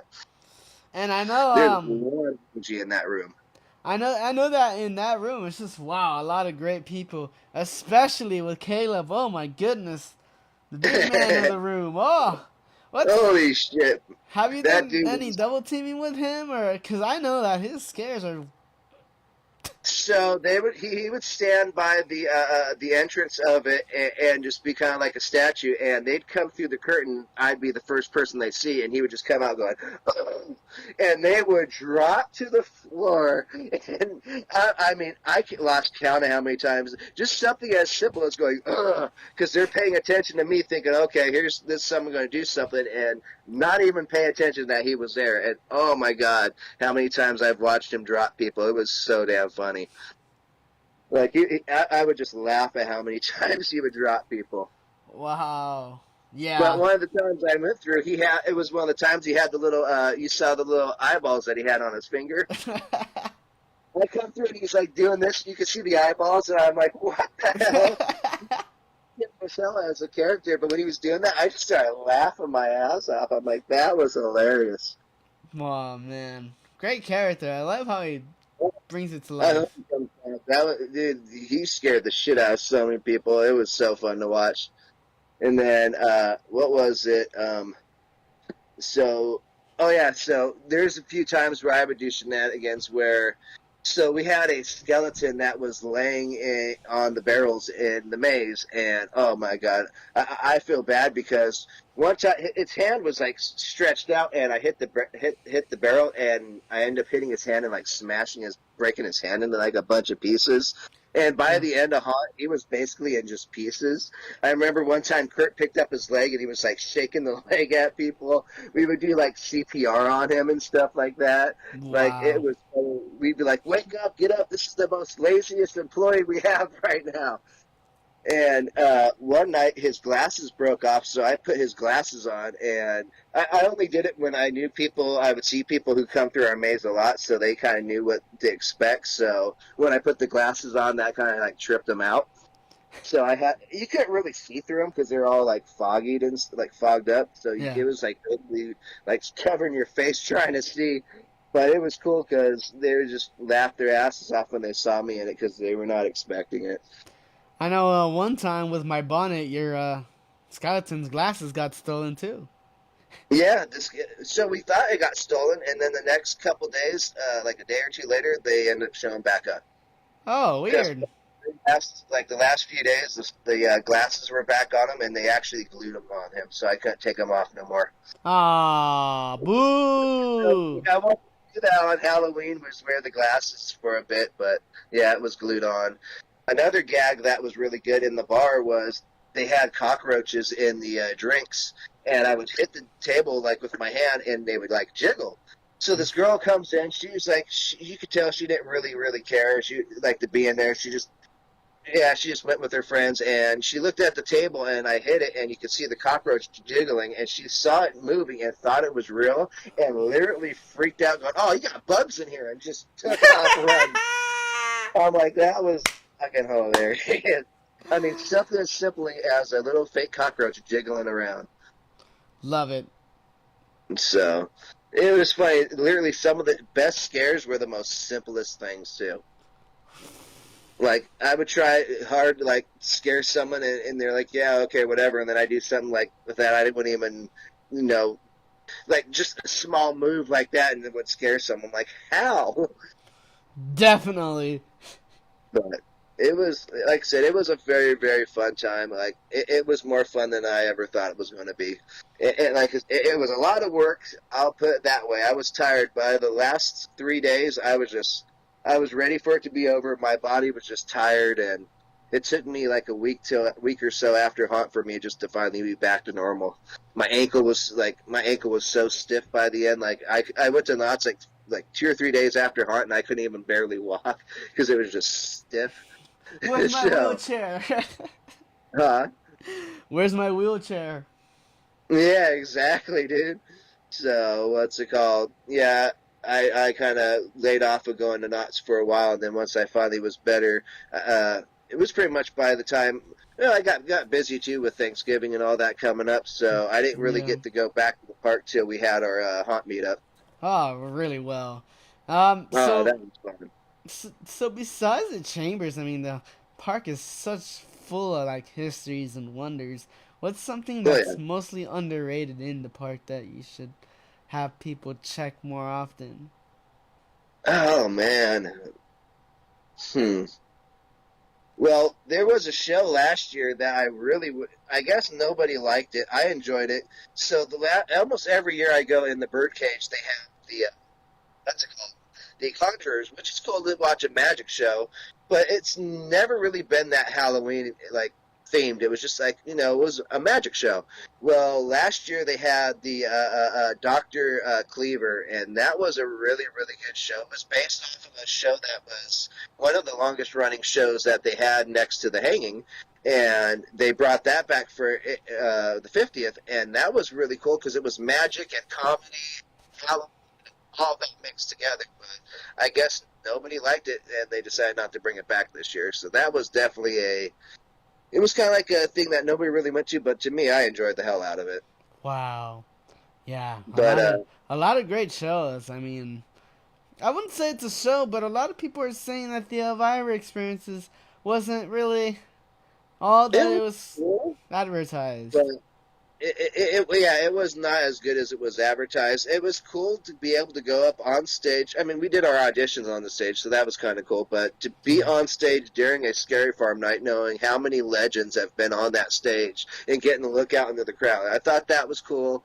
I like seeing all of her props and stuff, but it was literally, it just, it was more of like, hey, let's just have a meet and greet for Elvira for 3 nights and have like a little museum of her, and that's about it. Mm. I was a little. I was disappointed. I mean, it was nice to go sit in there for a few minutes to, take a break and watch some of her old shows on like the big screen. But other than that, I hope next year they do something other than that again. But Yeah. it was their way of getting Elvira back. I mean, she's retired. I'm pretty sure she's retired as the character in general. So, what's it called? Just to have something of her back was kind of cool. Autographs are I good. Did mean, you get your autograph? oh God, no! I wanted to, but at the same time, it was like what at eight. You had to pay $80 for an autograph, and then had to buy merch that was her merch only from the park. And if I could have brought my poster, I have a poster from 2017 which says "Final Year at Scary Farm." If I could have brought that in to have signed, I would have done that. But they made you have to buy what you had to pay like $80 to meet her and buy something in the park to have her sign. And there wasn't really anything other than like a mug or something. That I'm like, I wish it was like they had posters or something that was signed. Wow. Sounds like But they went a little cheap I on know that one, Donnie didn't went they? there, so I know Donnie did the meet and greet with her. He was telling me about that, How do you like so that? he liked it. He's an Elvira impersonator. He's told me he's done Elvira impersonating before, so he said Certified. he's met him in the past. So he definitely that was one of his days off. He went and made sure he did that. Perfect. But I mean, it was like I said, it was cool to have her some way involved. But I mean, even with the meet and greet, it wasn't even her as Elvira. It was just Cassandra Peterson as herself. Yeah. So, which was the same at Midsummer Scream, which it was cool. I got to see her at Midsummer Scream. The line was super long, but it was cool that you could at least walk by and at least see her and stuff. So, And I've noticed that's a trend for Knotts now for like major characters who have meet and greets and whatnot, or yeah. as you say, memorabilia stores, or you know, I mean, all look at that. the conductor. Conductor started what around 2008, and all he was he just stood in front of the train as a silent character, and he's evolved to become basically the new icon of the park. Oh yeah. Once they're done I with mean, Sarah at first he Marshall. never even spoke. I mean, at first he never spoke. He would just by the train he would just stare off into the distance, and then over the years they've changed the character around, different actors who played him, and it's called basically evolved the character. So I like how it's evolved over the years. So he's one of those characters that I like, and every time I see him, he always is doing like something like that to the lanterns, and they always change color. So I was trying to learn how to do that because I guess a few times I was able to point my bat at the lanterns and they'd start flickering like purple. So Ooh. I'm like, I don't know what I was doing, but somehow I was causing them to react. So, but I know in 20 last year, like I was in Cinema Slasher and what's called the Slasher. Right when you go into the trick or treat room, he would literally tap people's lanterns and they would like go like change colors and stuff. So I don't know Wow. how that. It's a cool concept. I just don't know how it works because I was asking Papa, is there a way where I can make them interact? He goes, yeah, I don't think there is, but I've seen it happen. So there's obviously a reason the way it does it. So Wow. So the interactions are becoming more permanent. Like I know you were telling me the other day when we were at our haunt meetup is now you got bubble wands or ornaments now that can yeah, activate so for Christmas Mary versions. Farm, yeah, for Mary Farm, it started I think last year or a year or so ago where they would have little areas where you get bubble wands and they interact. And actually, all of this started. Hold on, let me see if I can get this down without breaking it. This was the very first lantern that was ever invented, and it was from Mary Farm. What the heck? And during the snow, it was 2018, 2019, I can't remember the year. And during the snow and glow, it would actually interact with certain parts in the park and like would flash along with the stuff. Oh, And there wow. was rumors that that technology would eventually end up being brought into Scary Farm, and it wasn't until last year that they brought the lanterns in with that technology. Wow. It seems to Which work out. Yeah, and I was sitting there just the other day thinking about this. I go, so you have those interactive areas with the bubble wands, and I go, they should really make a new version of this and have interactive areas that react to the lantern, kind of like how they did at Scary Farm, but instead of like giant spiders popping at you, it could make like an animatronic move or something, or make some snow come down somewhere in the park. Yeah. Little things like that. I'm like, that would be cool if they can, eventually take the ideas of what they were doing with Scary Farm and with the lanterns and bring it into other aspects of the park. So that Man. would be kind of cool. So, Matt, there's obviously like season of Screams that you say that's history goes only to 2004. Can you fill in like in I would say fill in the gap from 2004 to the current 2024 park? Well, they do have a more updated version. It's more about sliding, and it's called Ghost Town, Sliders of Ghost Town. I believe you could watch it on YouTube also. And it is a documentary, and it basically covers the whole origins of sliding, but it also talks about the history of Scary Farm. But what I like about it is it came out like maybe 5 or 10 years ago. So it's more recent, and it's more of the modern Scary Farm compared to how Season of Screams kind of showed how Halloween Haunt used to be. This is more of what Scary Farm is now, and Wow. that's where I met not met, but that's where I learned about characters like Merrick from Ghost Town, and he became one of my favorite characters, and that's where I kind of got the insanity from my character from. I'm like, and because Merrick, he'll sit there and he'll talk to the skeletons, or he'll talk to the ground, or he'll talk to his what's it called, the gas can that he carries. So that's what made me start talking to my bat, or I start talking to the what's called Dark Entities robot. I'm like, okay, I'm gonna take that kind of craziness and start bringing that into my character too, where he's just full of rage, and like he hears voices and little things like that and talks to inanimate objects and stuff like that, because I Right. kind of like that from his character, but I was trying to do it in a way that wasn't kind of like copying his character. Oh, that's good. Yeah. Yeah, Always make it your original, so which is yeah, good. so that's why I'm like, instead of what's it called, like arguing with it, I'd be like, come on, everyone's here to see you. You're the famous, you're the celebrity. You've been in 2 mazes so far, and talking to that robot and stuff. But that was another thing that nobody ever really caught on to, like the drunk baby. Nobody ever caught on to that drunk baby. Ah, How many times I tried to point that out? I'm like, we got drunk babies in the club. And they're like, oh, okay. I just kept walking. oblivious to what's going on. Yep, and I'm sitting there laughing because I'm like, dude, that is one of the funniest gags. You just stumbling around drunk. That was amazing.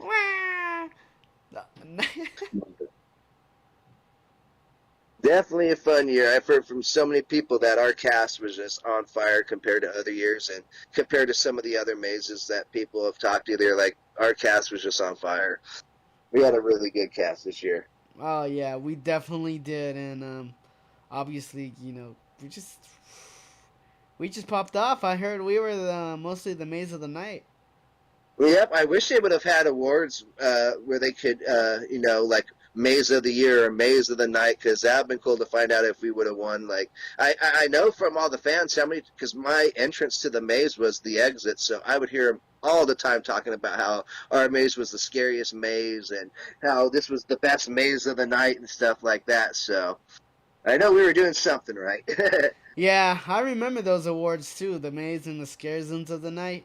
I know we would have Yeah. made number one a few more times, and people would have Yep, expected us to. exactly. So, But no, there is a bunch of crazy stuff too. Because I also heard rumors that Gauntlet, they ended up getting I don't know if it was true, but I heard they got a gag order because someone said something that pissed somebody off, and they made them stop talking as much. But uh, I don't know if it was true, because when I was as a guest, or when I was sitting there on break, I've heard them talk to guests. So I don't know if that was true or not, but there's a Yeah. bunch of random rumors going around our park this year. Yeah, a lot of crazy rumors, and thank goodness we were out of them. I think we're the Yep, only well-behaved maze.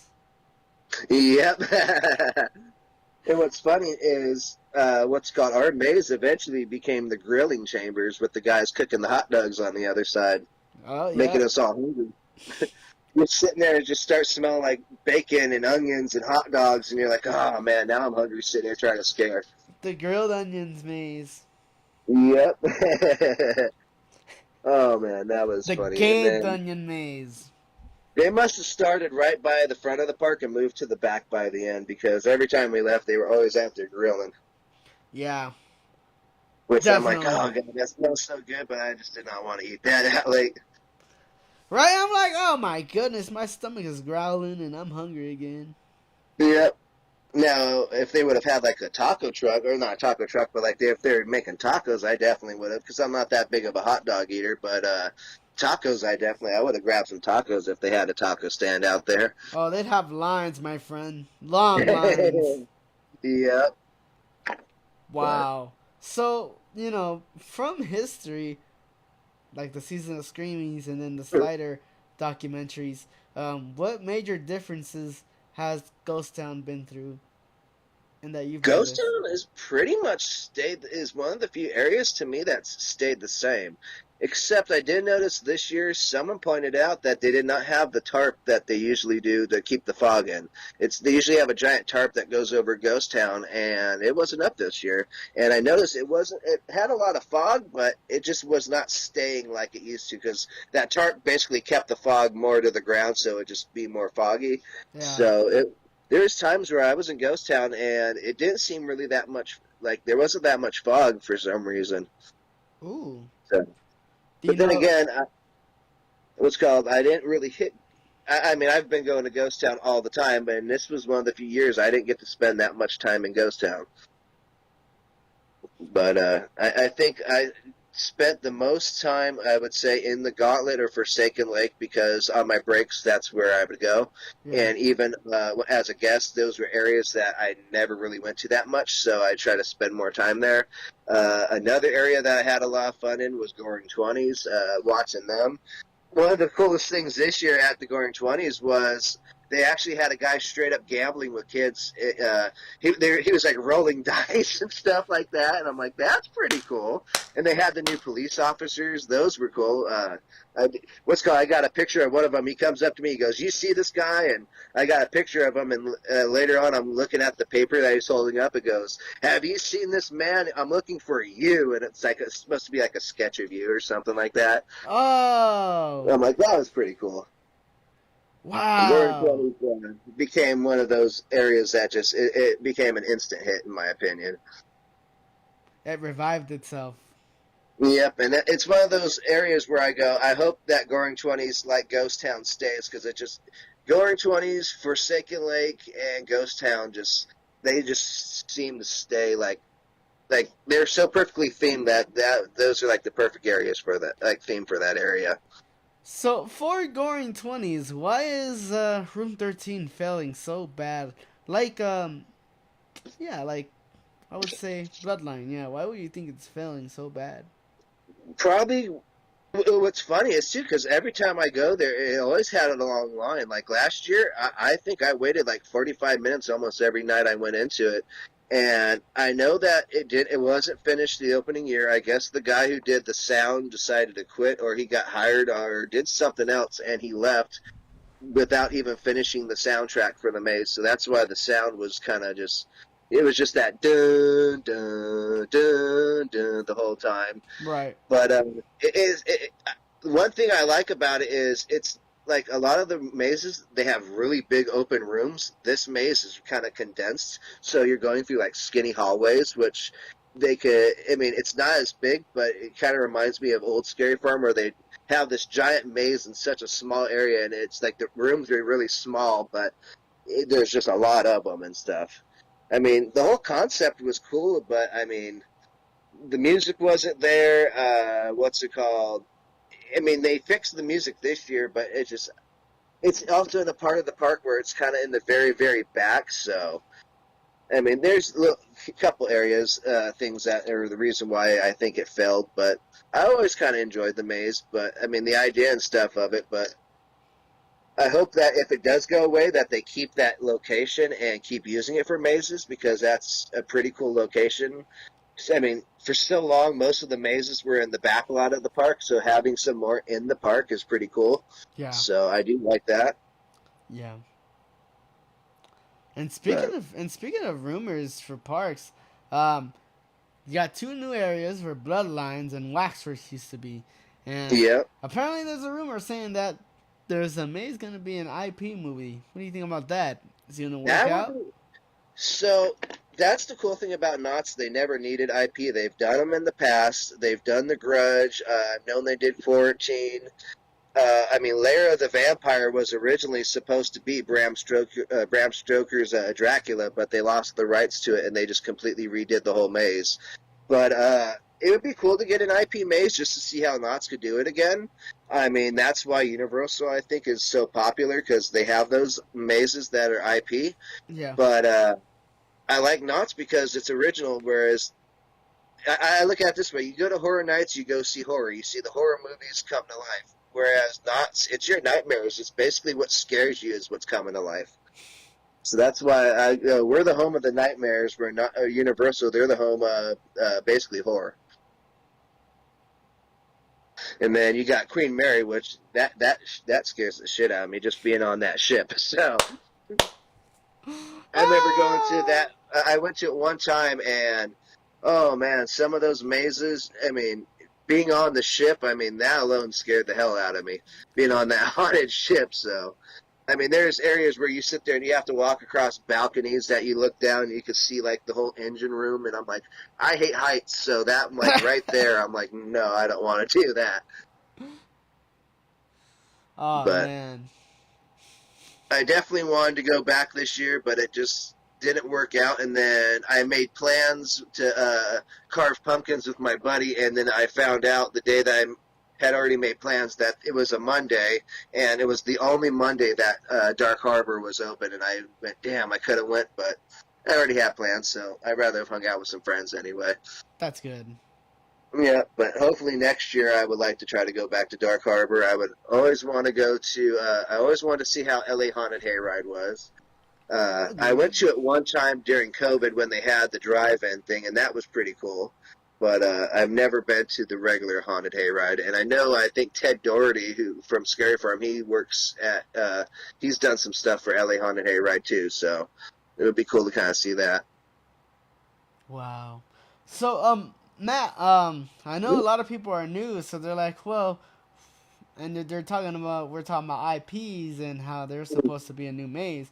You want to explain to the folks what an IP like maze is, and definitely I know they've heard that all the horror movies that IPs are, but do you want to explain exactly what an IP maze is? And So an IP is basically an interelectrical. I can't remember the proper word for it. It's basically something property. I forgot the first word, but it's basically like like I would say like Halloween or Jason or like those are IPs where they're basically, you know, people know who they are, what those movies are. They're owned from like really big companies and stuff like that. So in the past we've had ones like basically IP maze would be like a maze that's based off of a movie or a show, like how Universal they'll have all their movie mazes, or they'll have like what's called I think it was last year they had The Last of Us, which was a show.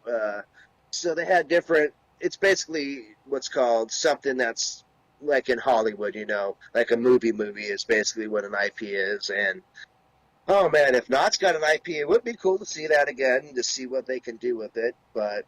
I don't even know what IP they could use, like what they'd be able to do, like if it would be a new movie or what they would be able to do. that was gonna be my next question actually. Like, what IP would work and what and like which yeah, and which warehouse would it work in? Yeah, exactly. I would say if I was going to choose, I would probably put it where Bloodline was because I think that's a bigger warehouse, and just because it's had what's called paranormal what's called Paranormal was in there, and Bloodline. I mean, I think where Waxworks is, it's maybe a little smaller, but I don't know. If I was going to pick, I would probably put it in where Paranormal was because it's bigger and you could just do more stuff. But then again, they may want to make it smaller and just to see if it would work and do something kind of small. So who knows? But I would be like that. I would like to see a IP movie come to Knott's again, see how it Ooh, plays out. I know what you I did don't last want it to summer. be. That would be cool. That comes out next year too. Exactly. So that would be an awesome one. I could see them doing that. That would be pretty cool. And wasn't oh no, I don't think so. But I know that Voodoo was actually like in one of those warehouses, right? So Yeah, Voodoo is where Depths and where Widows is right now. yeah, so I can definitely see Notch trying again with that whole bayou sort of vibe or like a sort of camp.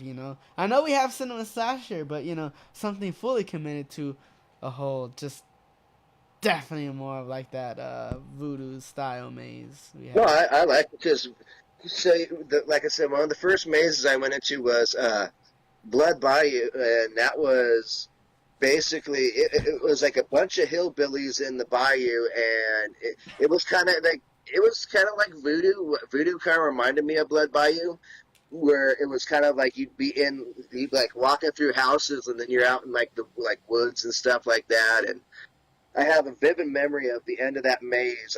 I swear there was a guy with a chainsaw because I remember him coming out of an outhouse with a chainsaw and chasing after me. But I can't remember if, I mean, I've watched videos of the maze. I've never seen that part in it, but I have a vivid memory of that happening. Because I remember when I first went, they used to have like full-on chainsaws in the park, and then it went to they only had one, which was in Red Barn, and then they had like the ground would vibrate, so it'd sound like a chainsaw. But I guess around what I think 2014 or so, they started banning the chainsaws. Why is that? I know Universal still uses the chainsaw and there's no problems there, but why is Knott's I banning the chainsaw? I heard rumors that somehow it got caught in a girl's hair, Boo. and that's why they got rid of it. Because one of the last videos I've seen of anyone in the park with chainsaws was a Carnival video, I think from like 2014, 13, and they were in kind of where Supreme Scream is, and they had chainsaws, and there were like two of them with chainsaws, and they were going after people. And I haven't seen that in any video since.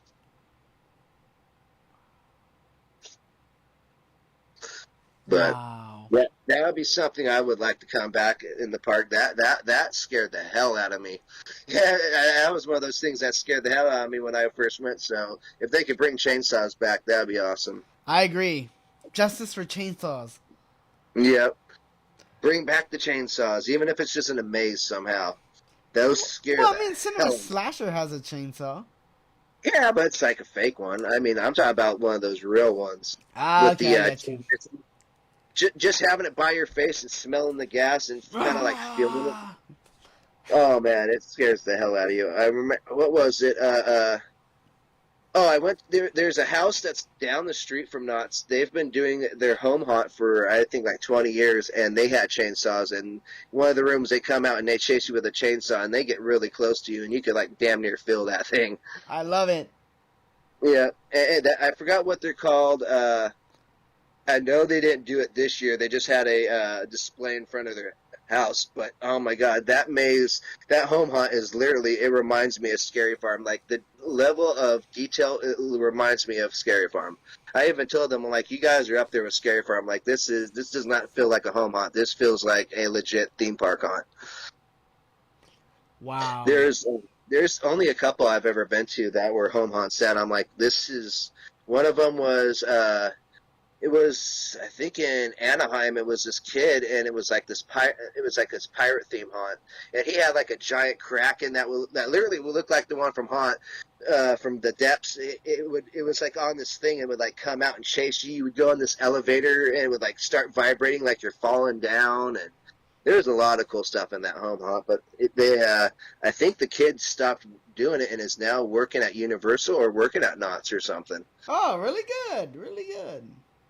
So, which is cool to Wow. see that what's called, he was just like a kid. He was like 15, 16, and he was making Knott's levels like mazes at his house, and now he's working for like I think it was like Universal, maybe it was Knott's, I can't remember. That's good. Always Yeah, good to see that.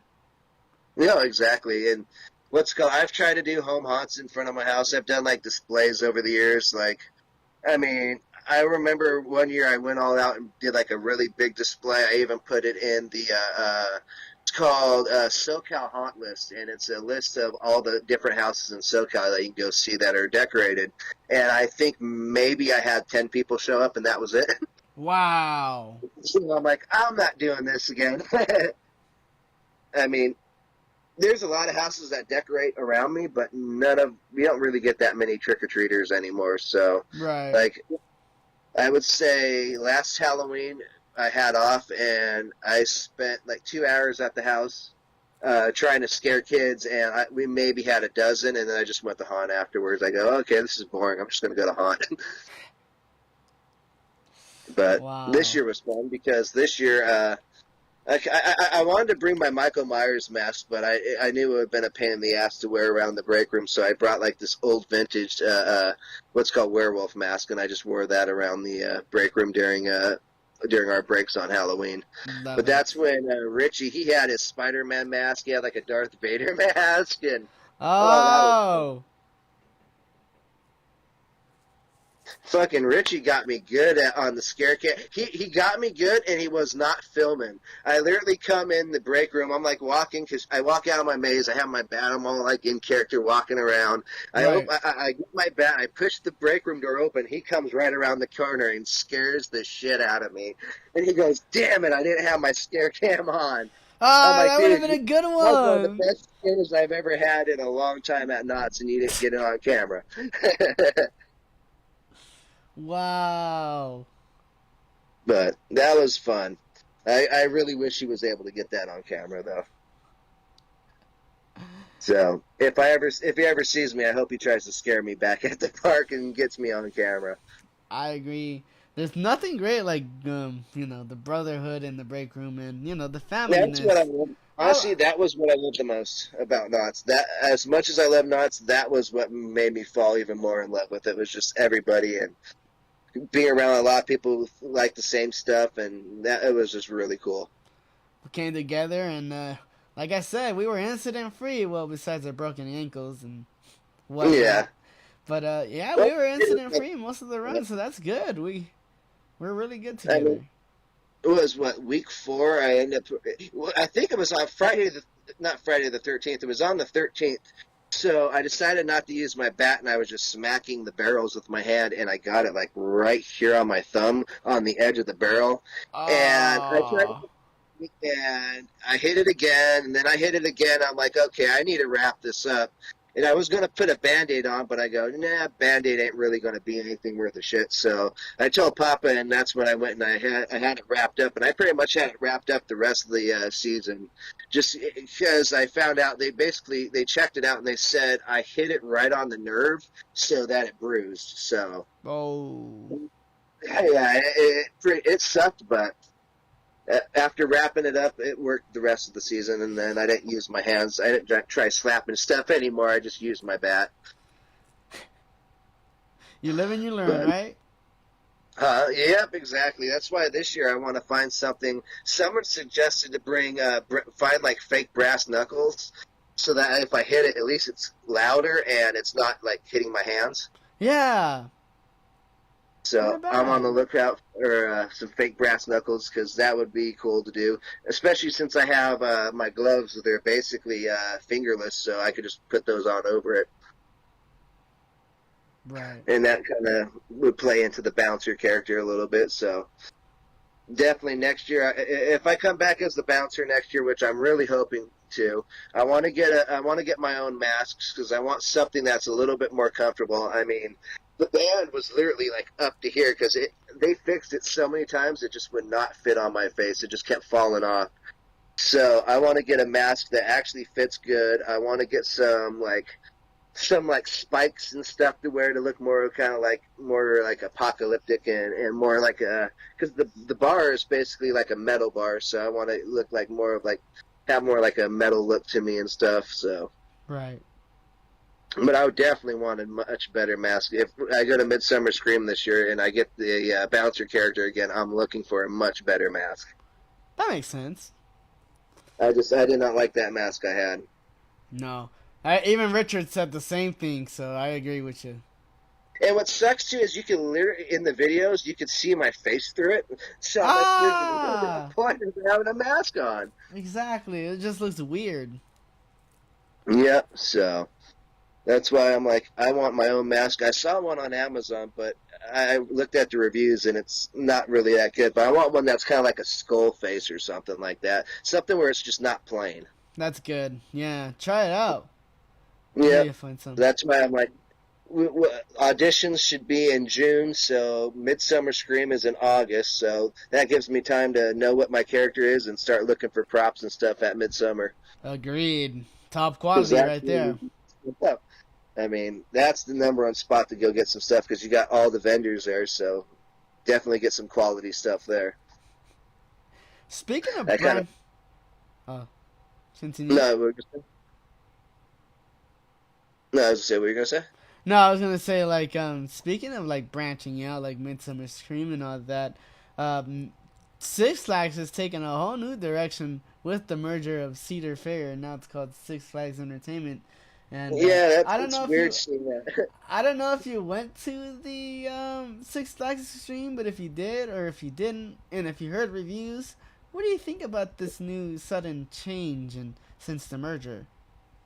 I heard nothing but bad reviews up until like I would say week 3 or 4 when they kind of started fixing things. I've Ooh. seen videos of it. I mean, if they're going to do IP, they did not do it good. Like I saw one of the mazes they did was Trick or Treat, and some of the animatronics of Sam were the Sam animatronics you could buy at Spirit Halloween. Oh Which I god. know Knott's has some of those animatronics around the park, but to have an actual maze and your animatronic in the maze is from Spirit Halloween, something went wrong right there. So, and I remember seeing what's called the Stranger Things maze they had. They had like a thing of they had a animatronic of Vecna, and he literally would just do this, just open his hands up and down, and that was it. I'm like, What come on, the? you put an actor in there and made it more scarier than that thing. Wow. It looked like Six Flags got IPs, and someone who did a home haunt decided to do it all for them because it just did not look as good. I mean, and then again, I never went as a guest, so I can't judge in person. I'm just going off of the videos I've seen. But yeah, it did not look. I guess it wasn't. I don't think it was until like week 3 or 4 where it actually started looking like decent, kind of. And I think the first week they didn't even open any of their IP mazes because none of them opened for the first week Hey, because they were. you know what's funny though? Huh. Six Flags always delays their opening for their mazes. They did the Yeah, same. I've noticed that. They did the same thing with Truth or Dare. That didn't even open till like almost midway of the run. I'm like, what the hell? Like this is almost over now. There's no point of opening it. Yeah, well, look at our maze opening night, and we were broke down till like about 9 o'clock. Yeah, and then we're back up and running again. I'm like, come on, Yep. Six Flags. And the same thing happened too, because I remember last year the first maze I went to was Chilling Chambers, and it wasn't open yet, so I went to Cinema Slasher instead, and then I went to Chilling Chambers. Yeah, Look, I'm gonna say this: Six Flags has been terrible with their mazes. They're Yep. great with rides, but they're terrible with mazes. Yep. No, exactly. What's it called? Yeah, and how far it is, it's just never been one that I really wanted to go to. Yeah. Because it's like, over an hour and a half away, kind of. And I mean, I'm in SoCal, so I mean, that's still kind of far away from me. And then, Like, if I'm going to go out somewhere far, I'm going to go to Universal, and that's still like about 30-40 minutes from me. you got them trying to do Scream Break. Screen Break was cool, though. I will admit that being able to have some kind of a haunt during the rest of the season. I mean, other seasons, like during springtime and stuff, that is kind of cool. I've seen videos of it, and honestly, Spring Break honestly looked more fun than their Halloween event. They can't execute during the Halloween season, unfortunately. Yeah. It's like, hey, we can have a Halloween event during springtime that's better than our Halloween event. That's what happens when you use low budget. You know what? I'm scared. Are they gonna do the same thing with Knott's with this merger? Is that I gonna hope affect our not. mazes? I hope not. It's still so weird being because I've been going to Knott since I was a kid, and now seeing like the other day, I was gonna my friend he was renewing his pass, and he was going to get the drink cup, and the drink cup says Six Flags Entertainment on it. And when we were working haunt, we would see all the paperwork. It would say Six Flags Entertainment. I'm like, I don't like this. I don't want to work for Six Flags. Oh, I rather work for Cedar Fair. Oh man. But Well, they said it's supposed to be good changes, but yeah, I unfortunately, honestly wish they did not keep the Six Flags name. I wish they would have done it like Cedar Flags or combine the two names instead of just going with one name. Because yeah, it feels like Six Flags is the owner of the company, even though Cedar Fair owns the majority of it. yeah, and unfortunately, since the merger, well, we got King the Ka, and then we got Dragster Point 2.0 going away now. Unfortunately, that. Yep, and look at what happened to Camp Snoopy. How much stuff they planned, and Woo! none of it came through. And I was talking to, what was it, David or Tech for the Mace? He goes, yeah, they were like, what, several million shy of what they were supposed to do. That's why they never did the stage. And Several million. What the? yeah, No. at least a million. He's like a million or several million. I can't remember what he said, but I know it was over a million. What's called their, yeah. That's why they originally were supposed to do a whole big old stage, like the whole outside of our, where that little stage is that we took the picture on. All that was the whole area was going to be a stage. It was going to be a massive indoor stage, and it got canceled. And they just turned it into like a little outdoor park. That's the stupidest thing I've ever seen.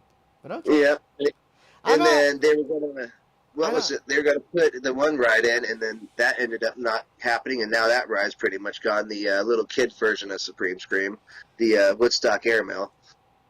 Rip. Rest in peace. Yeah. It was supposed to go, and what's called our break room was right in that area where when we would go clock out for lunch. If you remember, on the left side there's like this whole dirt field. That's where the ride was supposed to go. That was the original meet and greet for Camp Snoopy. They tore it out to put the ride there, and then they ran out of money. Wow. And they were supposed to have a whole meet and greet area where the where the giant waterfall is in the rocks. That was going to be a meet and greet area too. They were going to build there, and that also ran out of money. Whoa. That's Yeah. terrible. And So the thing is, it's weird because they weren't even done with Montezuma, and Montezuma was already having problems to begin with. yep, and now it's just there's not even a ride there. It's just a bunch of poles that are wrapped up in giant tarps, kind of. So what is the plan for that? Is there any news on that? What's the... So rumor is, or not rumor, according to what Knotts wants, it's supposed to open summer next year, is what I'm guessing. Yeah, well, they better start construction soon because Yeah, spring's almost here. exactly. So it's supposed to be they're going to change the ride where before you would just go forward and then you would go backwards. Now it's going to have random launches, so you don't know if you're going to go forwards or backwards at first. And they're supposed to have a whole new what's called a whole new loading area and all that. But I mean, there doesn't look like there hasn't been any work there since Scary Farm started. So it's just been wrapped up. So I'm scared. They're yeah. they're behind, and if they don't have money to finish a stage, do they even have money to finish a ride? You're right. What's funny is my mom, when she worked there, she actually watched them build that ride. They were building it when she worked there, so it's been there as long as she's worked there, or when she worked there. So kind of sad to see something like that disappear. Yeah. Any Well, if this project doesn't go through, is there? I know there's no hope for bringing back the old Montezuma because that track's pretty much... Yeah, it's gone. I mean, there's not even a track anymore. It's just where this track used to be. So, is there any rumors on what that could be next if Montezuma is to go forever bye-bye? Honestly, I don't know. To be honest with you, I honestly don't know. Uh, what's called a rumor was that they were just canceling the project all to begin with, and then earlier this year they announced that it was coming back. So that was some kind of hope people had. It's not good. It's not looking good for Nope. Knott. Nope. I mean, what sucks is I would say from 16 till about 2022, the park was on fire. They were coming back like it felt like old Knott's, like how it was when I was a kid. And then around 2023, they started having a lot of budget cuts. During summer, they were going to cut all the what's it called? They were going to cut the DJ. They were going to cut all the characters from Summer Nights. But so many people What? that they wanted to keep them that they kept them last year, and then they got rid of them this year. So there was no DJ during summer this year. None of the characters during summer. Some of the bands were kind of scaled back. They didn't perform as many times as they used to, and they were saying, "Oh yeah, we're saving all our money because we want to go all out for the 50th." Well, the 50th is come and gone, and they're still having problems. Terrible. Yep, and I mean, I love Knott's. That's my favorite place. So it just sucks. Like, case in point, if you go into the berry market on the outside of the park, there was this secret bathroom, and it was this rock garden that had waterfalls and all these plants, and then on the side was a replica of George Washington's what's it called? His fireplace at Mount Vernon, and it was just a cool little area you could go hang out in. And it was one of Walter Knott's very first things he built on the farm, and they closed it during COVID because they're like, oh, we don't want anyone using the public bathrooms. And I'm seeing pictures now that it's basically bare, like there's nothing left in it. That all that history is gone now. It's now being turned into a storage unit. So, which sucks because it was such a cool area. You'd walk in, it was all humid, and he had all these tropical plants. You had a waterfall and all that, and now it's just a storage unit, basically, for them. That's Which, ridiculous. yeah, I mean, I don't know what's going on, but I hope it's not because of the merger, but they said they were supposed to fix things after this merger, but who knows? Fix things and what? Yeah, What exactly does fixing things mean? yeah, exactly. Basically starting projects and never finishing them. Exactly. What the heck, man? So that kind of sucks because it sucks seeing somewhere that I love, like, just getting neglected and stuff like that. Do you think it's gonna suffer the same fate as whatchamacallit, Scandia in Ontario? I hope not. And I hope to God they don't do what they did to Great America, where Cedar Fair basically sold the grounds underneath the theme parks to land developers. So they have till, what, I think 2030 something before the park closes and they tear it down for condos. No, Yeah. no, that can't be And I'm true. hoping to God that never happens to Knott's. But yeah, Cedar Fair literally sold the ground underneath that theme park. For what reason? They said they'd make more money selling it than having a park. I don't know. That park's been there since the 60s. And people still love that park. It's cool. Uh, I always wanted to go to. I've been up in that area before, and I've always wanted to go to it. But I remember they used to have a not scary farm. They called it the Halloween Haunt. Basically, the Halloween Haunt name went to all of Cedar Fair's parks, and Notch just became Scary Farm in around 2000, what, 13, 14. So they became the Halloween Haunt, and I would say, what, 2, 3 years ago, they changed it and made it kid-friendly, where it's no longer scary, it's all kid stuff. What the heck? Yeah, and that, I feel like, ruined a lot of it, because now all the people who are up in Northern California, they would have a haunt to go to. It's no longer a haunt, it's all kid-friendly. Now they gotta come to the West. Yep. They got to come down here to go to it, which is funny because I was just on the phone the other day with someone, and they were like, yeah, I've always wanted to come down to Scary Farm. We've been to haunted houses before, but we never been to Scary Farm. And I'm like, yeah, you guys need to come up here and see it. I'm Oh, like, if you're going to go to a haunted house, you need to go to the best one there is. Oh, another good question I had for you is the name. A lot of people are like, well, it's Halloween Haunt and Not Scary Farm. Is it Not Scary Farm, Halloween Haunt? And why did they change the name?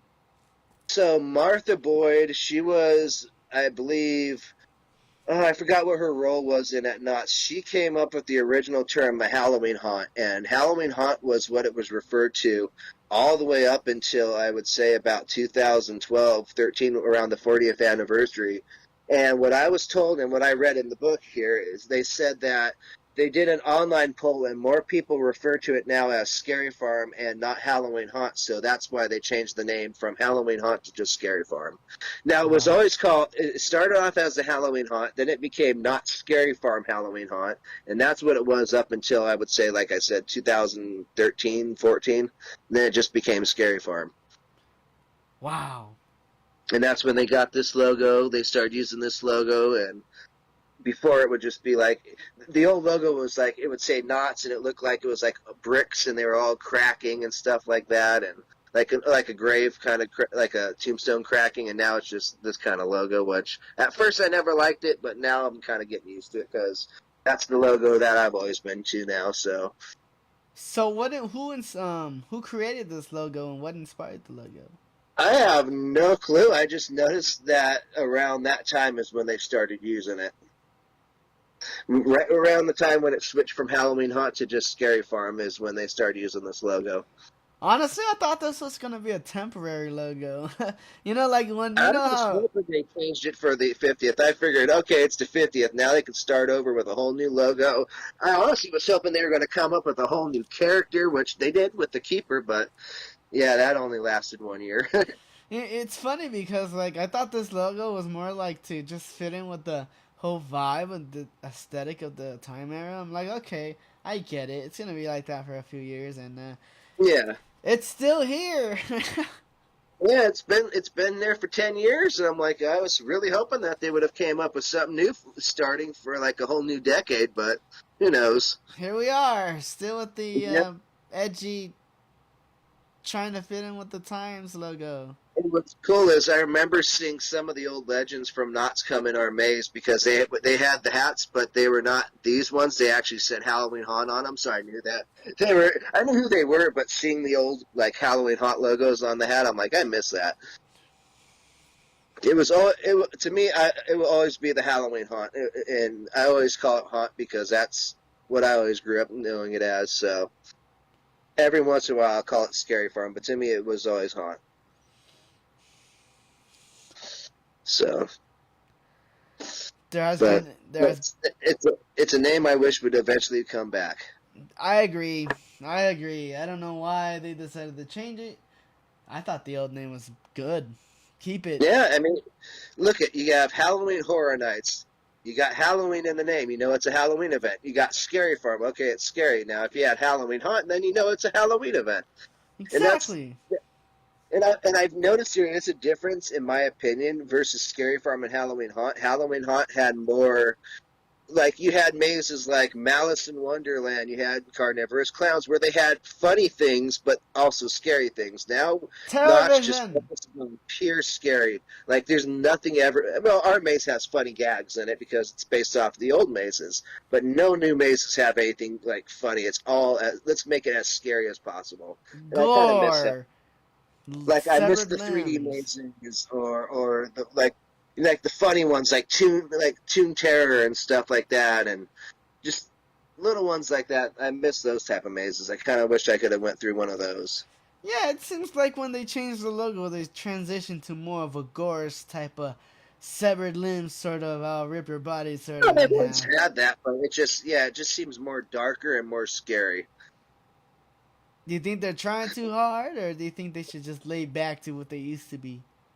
I kind of wish they would do a little bit what they used to, like at least have one maze that's funny. I mean, not everybody wants to just go through the most terrifying thing. If you could go through something that scares you and makes you laugh at the same time, that would be fun. That's why we got our maze. Yeah, that's why I love our maze so much because, like I said, we got the farting elephants that actually would smell on their first year. I remember going through that room and it actually would smell like elephant crap. So, That People was are always like, ah, interesting. shit, ah. I asked them what happened to the smells. They didn't order them up as much as they did last year, and too many people complained. That makes sense. And there was a rumor that we were going to even lose the elephant room because the guy who was the poo master last year was caught on video doing sexual acts to the elephants, or that's what it looked like. So Hey, he was just they having a don't like that. protein shake. Yeah, I guess he got fired for doing that, but Steve, there was a rumor that they're going to tear that out. They're going to change the elephants to something else, but I'm glad they kept them. yeah, keep that room in there. Yep. But I would like it if they eventually added some like let's say they go a couple years and then they change one of the rooms to another old maze, so that's still the same maze, but you're going to see something new when you come in, like a whole new room or something. Like add a new room from an old past maze or something like that. Slaughterhouse. Yeah, well, you got that in cinema, so Well, I mean like the old slaughterhouse. yeah, Go true. Willie's slaughterhouse. Yep. But what would be another one? I would love to see like Toon Territory. That would be cool to see in there. Or uh, uh, I would say if they replaced the Carnival of Carnivorous Clowns, that would be one to change it to, because that was like a funny kind of maze. What was it? Axe Murder Manor. That would be cool to see them do. That was a popular maze at one point. Or Bates Motel. Some of those ones. Ooh. Terra That'd be kind of London. cool to see them from there. Yeah, well, we got a little bit of Terra in London. We have one in the cemetery, and there's a picture of Jack the Ripper right as you enter the sewer. As you're going through the asylum into the underground, there's a picture of Jack the Ripper from that too. Love it. Yeah, there's a lot of Easter eggs. I've watched a few videos of them going through our maze, showing the Easter eggs and stuff. So there's a lot of Easter eggs in our maze. Rumor has it that our mazes actually might leave next year. Is that something That to is a rumor I've consider? heard too. A lot of people thought it was going to be a 1 year maze, and only for the 100th anniversary. Hmm. Interesting. So, what's it called? I hope it stays, because I love the maze. I love working it too. So, I hope it stays, but who knows? It was mainly an anniversary maze, and after they lost the keeper and it had to change, I mean, I could see that. I could see that as a possibility. It would suck to lose it that early, but because I'm like, look at Bloodline. Nobody really liked Bloodline, so that's leaving early. To have Chilling Chambers leave after 3 years, and a lot of people liking that maze, so that'd be Yeah, kind of weird. that's gonna question a lot about their consistency. Yeah, but I'm definitely, like I said, I'm hoping I'm coming back next year. That's in my plan. I want to, if I can come back as the bouncer, I would love to do that. If Kurt don't come back, I would love to be the warlord, or like I said, in the asylum. I would love to be in the clown room, just something. I would love to come back to that maze again. Yeah. So for Bloodline, like I said, like we've mentioned, it's not a maze that should have gone better than it should have. Yeah, Much respect needed, but what's gonna happen to it? Is it gonna get scrapped completely or sent to another park? I think it's scrapped completely. If they're going to send one to another park, it would be Waxworks, because that was everyone loved Waxworks. Yeah. And I'm hoping that they bring, the mannequin. What's called right after you go through where they have the presidents and stuff, you walk in, they had that one mannequin animatronic. That would be cool to be put in the doll factory area. Ooh. Or if they take the abomination, or one of those abominations that he made, and put that in the underground with the what's called abomination from the dark entities, that would be kind of cool.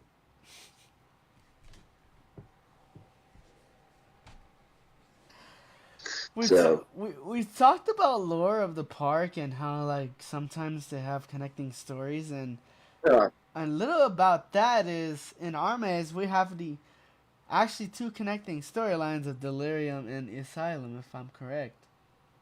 yes, How does that work I out? think I think Delirium.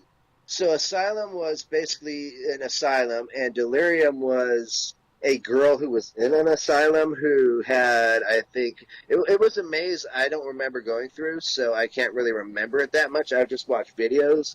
But from what I heard it was a, I think the spinoff for Asylum was called Lockdown because it was also in an asylum, and it was kind of like a toned down version of it. Yeah. Um, I don't think there will ever be another maze kind of like Asylum because they tried that in 2016 with a virtual maze, and it was about a girl who basically she was in an asylum and she kind of went insane. I forgot what the storyline was, but what you would do is you were going to be in a wheelchair and they were going to put VR glasses over you and they would push you through the maze and you would just see the stuff. Oh But wow. this guy whose son he had mental illness and he got killed by police, he heard about that and he basically went to the park and they shut down that maze after opening night because of it. Damn. So I think it lasted maybe a day or a couple days before it got closed down and they had to get rid of the maze because of that. So that's one of the reasons why I go opening night because uh, one, they'll have stuff that may not be there the next week because things like that would happen. So who knows? Like Wow. the first couple weeks last year during the Monsters Music and Mayhem, the first host to come up was Seymour, and the family didn't like it how they were using him for certain jokes. That they basically got rid of that character and changed him because they didn't like how he was being portrayed. Wow. Which is Is there the like reason any? why I think we lost him in the maze. Is there a specific like sort of joke or sort of image that they didn't like specifically that they mentioned, or? So the show started. He goes, "Yeah, I'm Seymour." He goes, "I've been here for a long time. The reason why people come to this theater is all the hand jobs in the back." And he would turn the light on and pick someone in the audience. Goes, "He's sitting there giving hand jobs right now," and they didn't like that. Mm. So. And it was an ongoing joke throughout the whole show where he would stop the show going, "Oh, look, he's up there giving hand jobs again." So they didn't like that. Come on, he's a modern twist.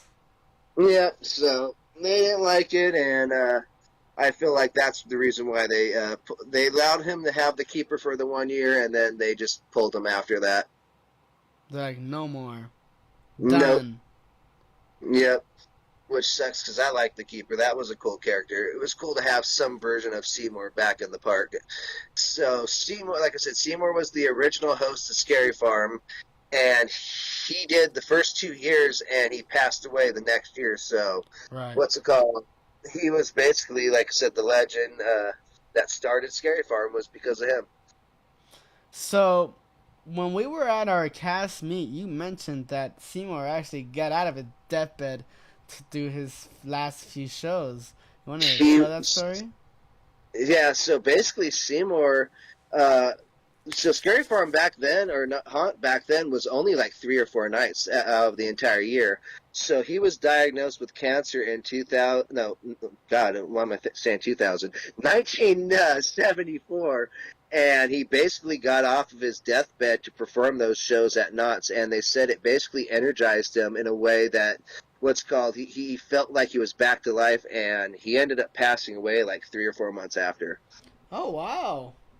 So yeah, they said he would literally get out of his hospital bed. They'd take him to Knott's. He would perform and then bring him back. That's wow. What a wonderful man.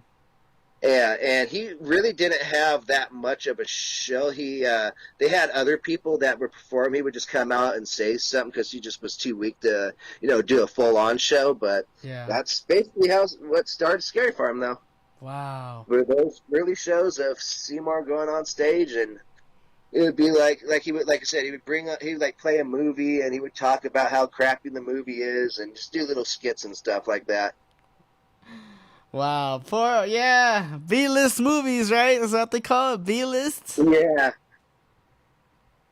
like Attack of the 10-Foot Woman or weird movies like that.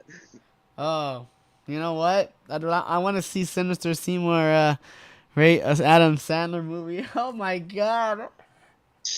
And here's the thing about Seymour: there's really no footage of him. There's a few of what's called voice things of him, like talking, that they have on YouTube. But back then, they would literally record his show, air it on TV, and then re-record it on the same tape. So it would just constantly get erased. So there's literally nothing really of Seymour out there where you can see it. There's very, very few clips of him. But I do know last year, during the announcement of Scary Farm at Midsummer Scream, they did find the oldest video ever of Scary Farm, and it was from 1974, and it was during one of Seymour's shows. And it was a very, very old video. It wasn't long, maybe like 3 or 4 minutes long, but you could see, and they had a lot of music playing over the video, but you could see Seymour at Scary Farm in 1974. And if you go on YouTube and watch the announcement video and go towards like the end of it, there's a couple of them that actually filmed it really good. And that's like the only video footage of him was someone filming it at Midsummer Scream, the footage that they found. And they had just found it recently too while they were going through stuff. Or they found it with the family or something. Is it on YouTube? Yeah. You would have to look up Midsummer Scream 50th Anniversary Scary Farm announcement. Hold on. You said which one? It would be Midsummer Scream 50th Scary Farm 50th Anniversary announcement. Midsummer Scream, not Scary Farm 50th announcement. Yeah.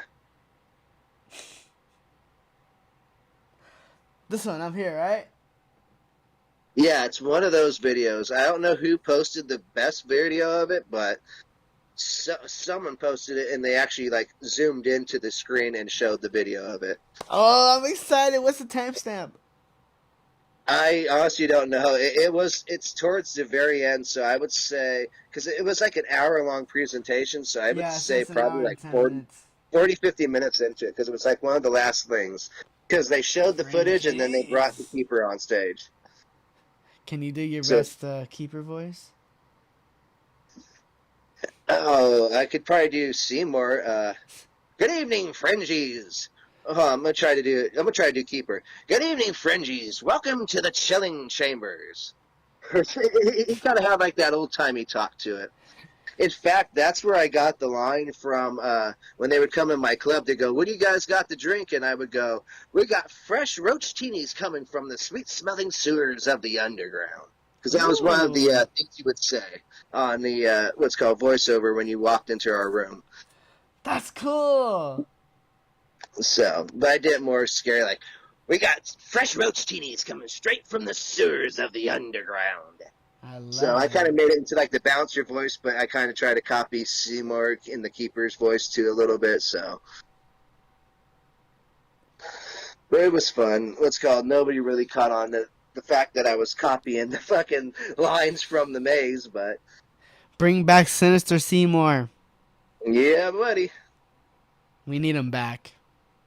Oh yeah. No doubt about it. I mean, even just the character, the keeper alone, like, I thought he was going to be a really good replacement of the conductor in the Green Witch. I could have seen him around, because he was the keeper of Haunt's past. So he could have worked anywhere not just our maze. He could have went anywhere, but it sucks that they had to lose that character. I want him back. Hey, there's rumors that he might come back, though. That's what I heard. He's like... I hope he does. It's like a one-year disagreement, so... I really hope he does. So, how was he able to be shown on the Nightmares Revealed event? Because his family was actually there with him. Oh, what the? Oh no, not Nightmares Revealed. At Midsummer Scream, when they first announced the keeper, his family was the ones there to do it. His 2 daughters. And that's when they first showed the keeper, and then after the presentation, you could go down to the Knott's booth and actually take pictures with the keeper.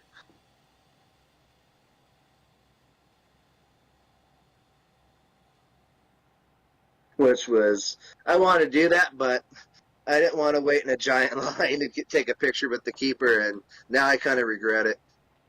I get it. Yeah.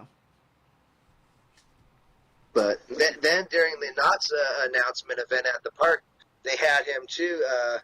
What's called? They had so much stuff going on. I could have went and took a picture with him in Boot Hill, but they had Ted Doherty in the birdcage. He was telling the whole history of Knott's. You could go walk through Origins with the lights on. So and then they have monsters walking around. So I go, there's other things I'd rather do than go see the keeper, figuring that he'd be around for a few years. And yeah, that never happened. I think I found it. Yep, that's Seymour. Ah, Paul Seymour. Wow. In fact, one year I actually thought about being Seymour for Halloween, but I didn't think anybody would know who the hell I was, so I never did. Speaking about Halloween, our lead Stefan had some really good costumes this year. So I told Gabe, when I found out Gabe was going to be in the maze, I go, I'm going to come in and see you.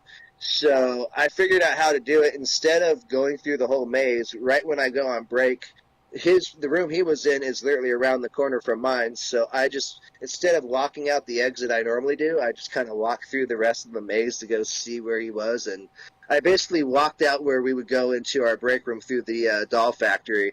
So I just basically did the little loop that we did at the end of the night, and I passed by him. I go, I'm getting my phone out. And I saw two clowns in there, and I didn't know which one was him, so I just tried to film both of them. And then when Papa came through, I wasn't in there when he came through the second time. The first time he came in and scared, which was like what I think on. It was like it was like a Wednesday or Thursday. He came in and he was just that ghoul character. He came in the maze and he was sitting there. He was down on the ground, kind of by where the trash cans were, and he was like grabbing at people and stuff like that. And people didn't see him down there, so it was getting people. And then the second time he dressed up, which was that vampire, I was on break, and I just so happenly saw him come back in the break room. I kept hearing all these rumors. Do you hear this? There's this drunk guy walking. He's like this vampire, and he's like messing with people. And Papa comes in the break room. They go, "Oh, that was you?" That was funny. I mean, those were some cool costumes. Even Gabe's costume, that was a sick clown costume. He told me he got that mask at Scary as fuck. Yeah, he got from his friend, or he got Midsummer. I forgot where he said.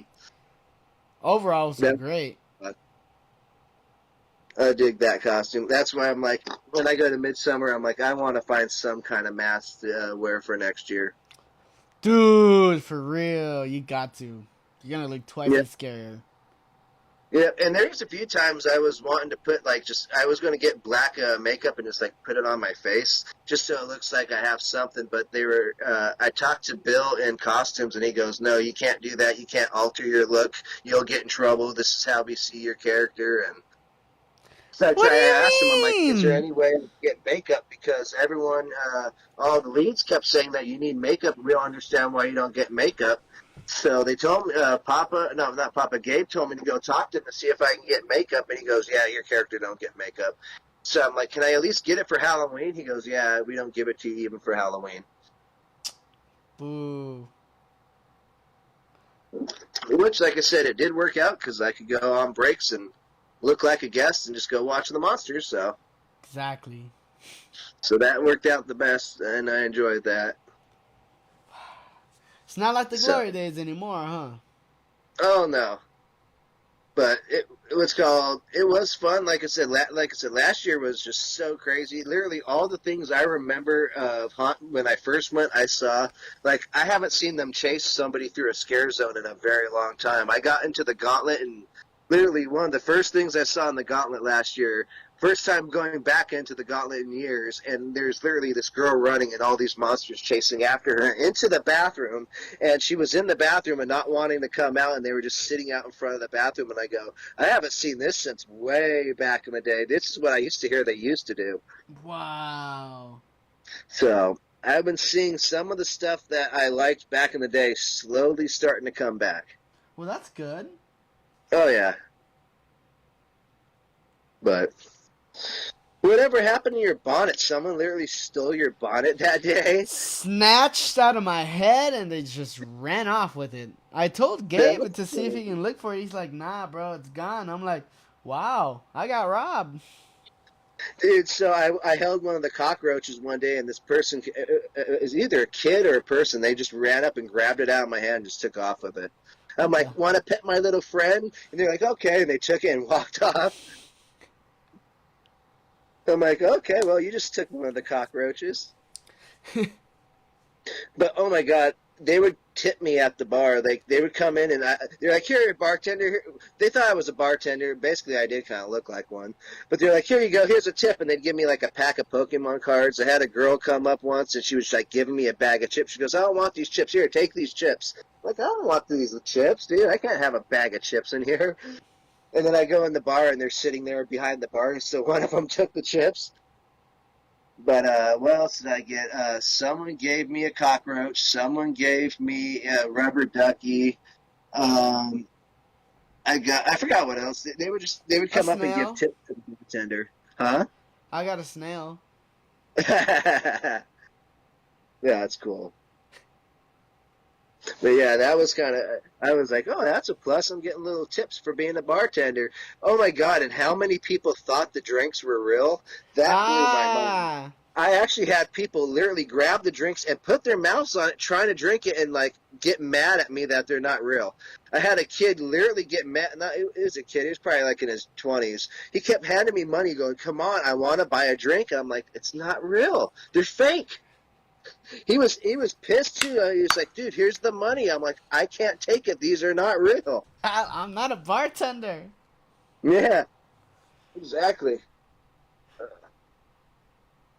But Oh man, hilarious, man. oh yeah, it was fun. Papa didn't want shenanigans, so I try not to do too many shenanigans. But little things like that would happen, and it was fun.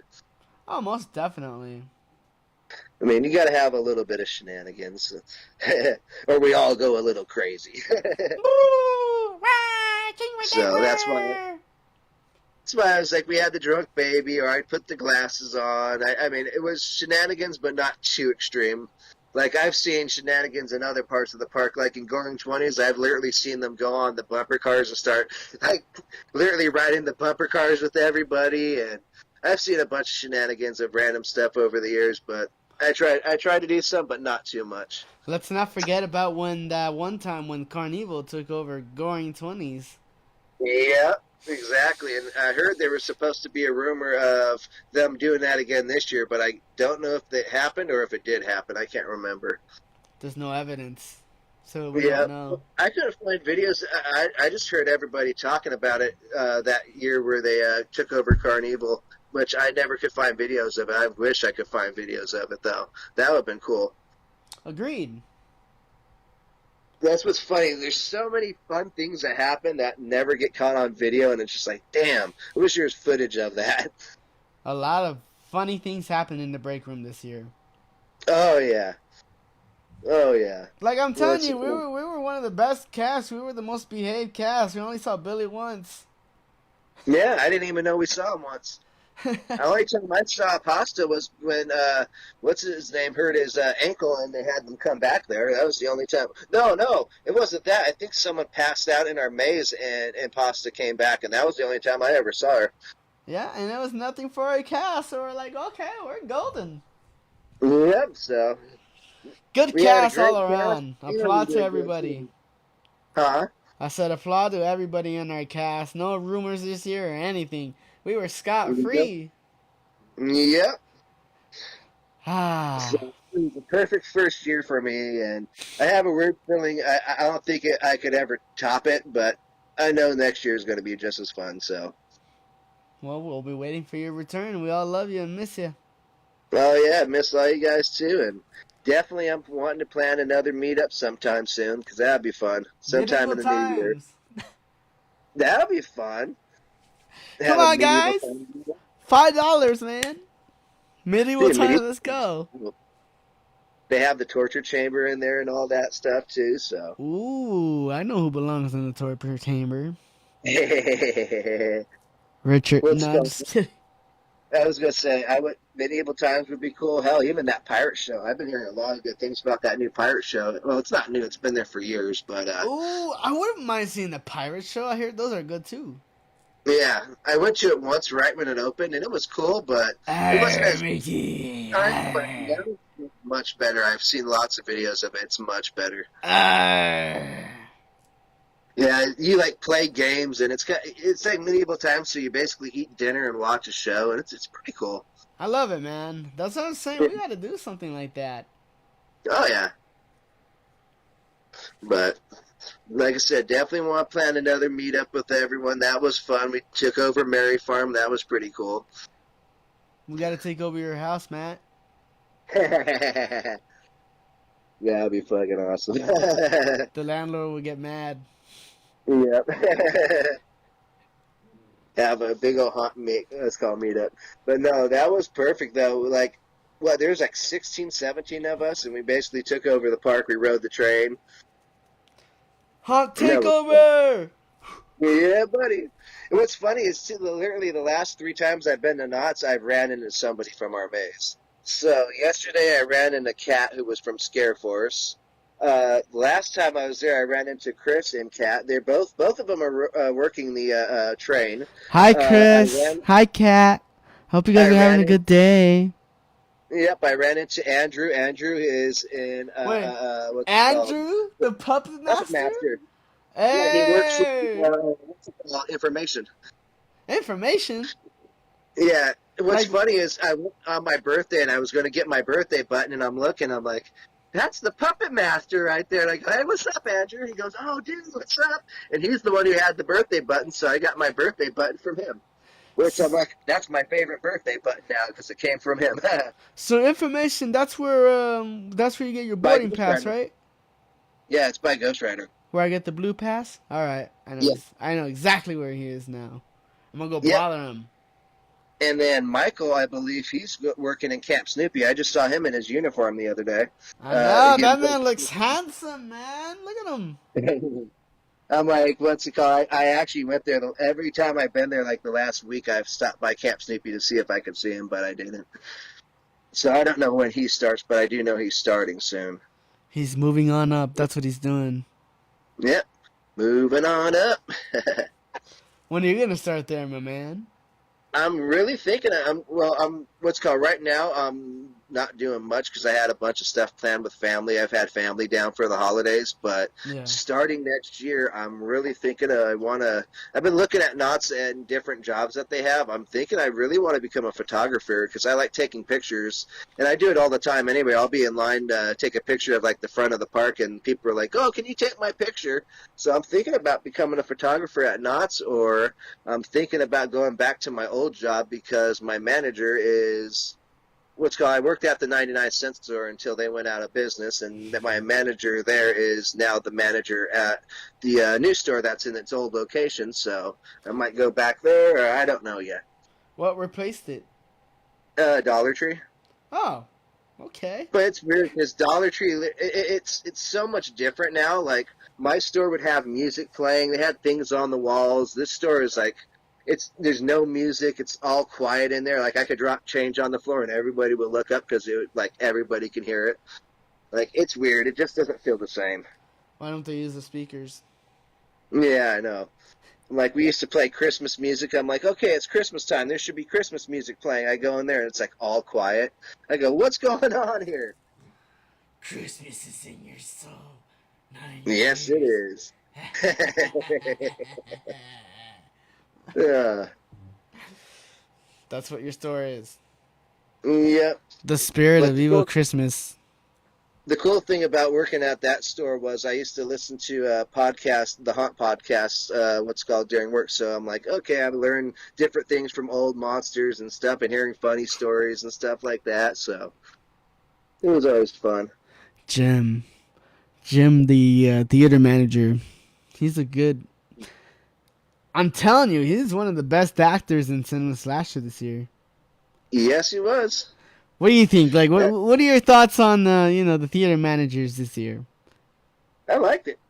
I only got to go through Cinema Slasher once this year because the lines were always long every time I went to it. Let's So go to I only the got to go through it the lobby. one time, but it was Let's on all go fire. to It the was always the maze is lobby. always on fire. Let's all go to the lobby to get ourselves a treat. When I first heard that, I was like, "This is cool." Like the first second of walking in that maze on opening night, what's called last year, and I heard that, I go, "Okay, this maze is going to be cool." That's exactly how you start off a maze.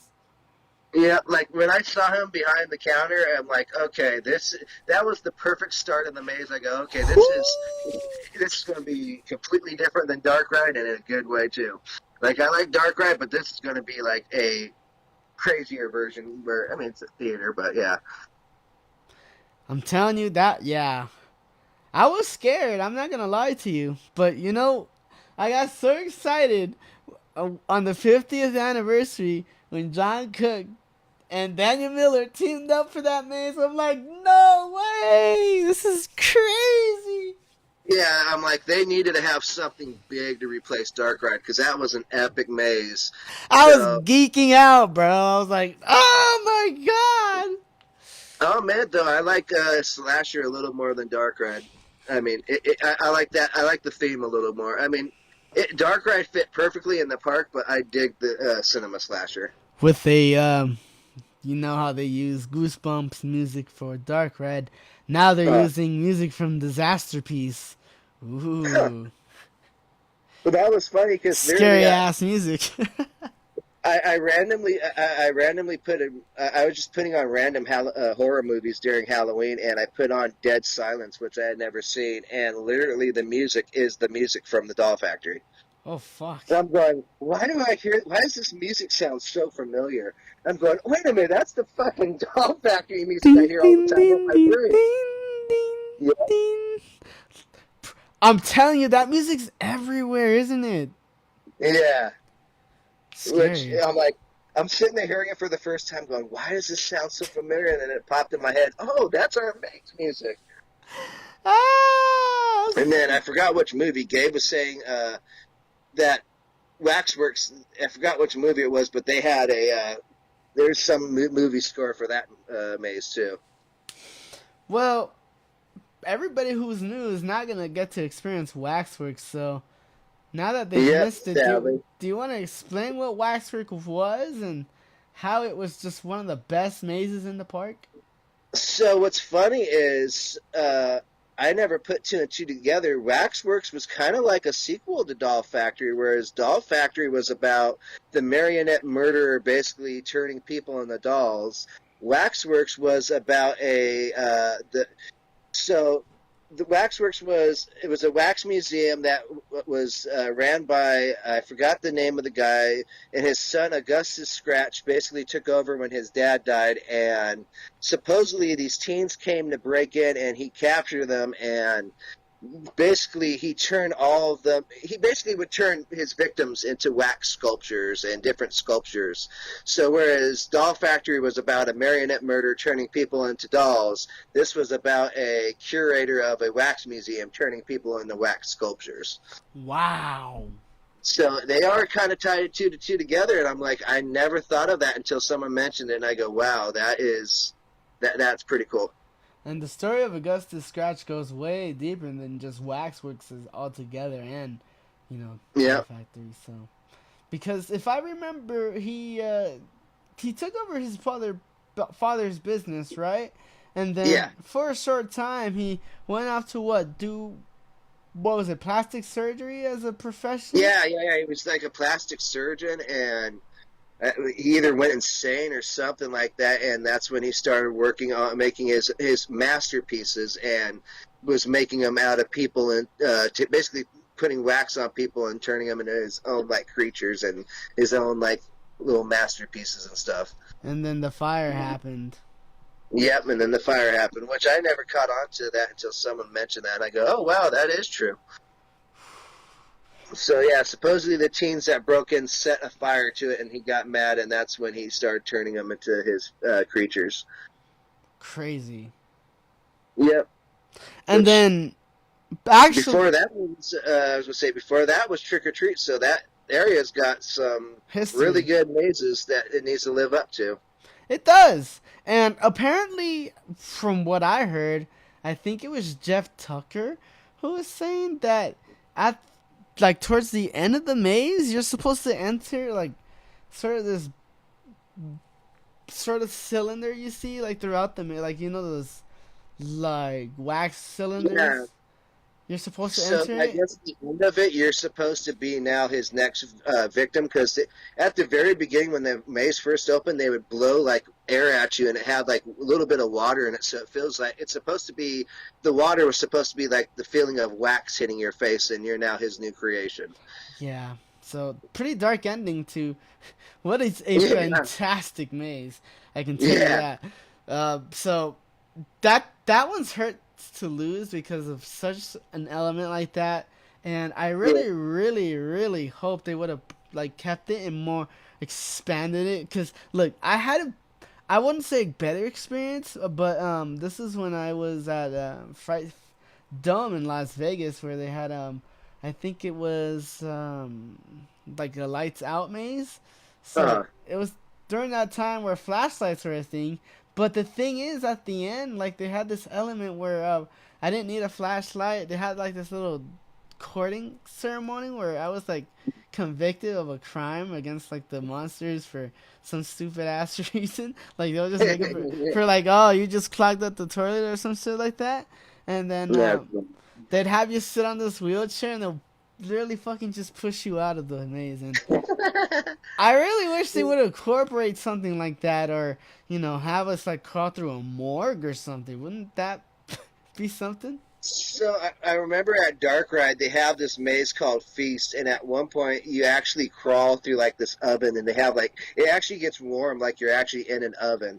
And I Ooh. remember that one, and I'm like, oh, this is crazy because you're literally the only way to get to the other room is you gotta get on your knees and crawl through this like crawl space to get to the next room, and it's like. And what's funny is when you get out of the crawl space, there's a window so you can see the next person going through the crawl space. That's wow. But they've kind of done stuff like that at Knott's. Like Dark Ride, there's a couple areas where you had to duck down to go to the next room, but I think they don't do that really because you got people with wheelchairs and stuff like that who just can't really do that. Yeah, those little puffy walls. Yeah. I love those. Oh yeah. So I'm like, certain things I could see why they don't do it because not everybody can experience it, but I like them. I mean, it just adds to it. But like, huh? like with such like wow, it's just like it's tough to see that the quality is beginning to decline. It's such a Yeah. continuing trend. Yep. But at least Knott's is they're still pulling out of the park and doing a lot of cool stuff every year for Haunt. So So I do wish they would add some more shows. So that's one thing I do wish they had was more shows. Or if they or I kind of wish they would do at least 3 new mazes a year, just so like last year, really the only 2 new things of the park was Elvira and the 2 new mazes, and that's really about well, and the hanging, which that was really it. That was new. Everything else was the same. So they do need to do something where they need to add some more stuff to the park, like each season to have something new. But then again, that means like getting rid of a really good maze a little sooner so something new would come in. So that would suck also. yeah, I mean the post-pandemic one was just that was not a great way to come out of the pandemic. Only one new maze, and Literally 1 new maze and 1 scare zone, but the maze and scare zone were really really good. oh yes, they were, but still, it just felt like, oh, it's pretty much a rinse and repeat of pretty much last year, but besides Goring 20s and Mesmer. So Yeah, and then in 2022, the only thing new was Grimoire and what's it called, Bloodline. So I feel like if they're going to be competing with Universal, because Universal's like to me, I like Knott's much better, but Universal still has the most attendance. I feel right, like they're going to need to add something more new each year instead of just 1 or 2 things. and I don't know. I think this IP maze is gonna be a call for desperation, Yeah, exactly. So, just like but if they, Six Flags. Oh God, Yep, I just hope they don't do a six. I don't think. I think Knott's has better designers and not wouldn't do something like that. But who knows?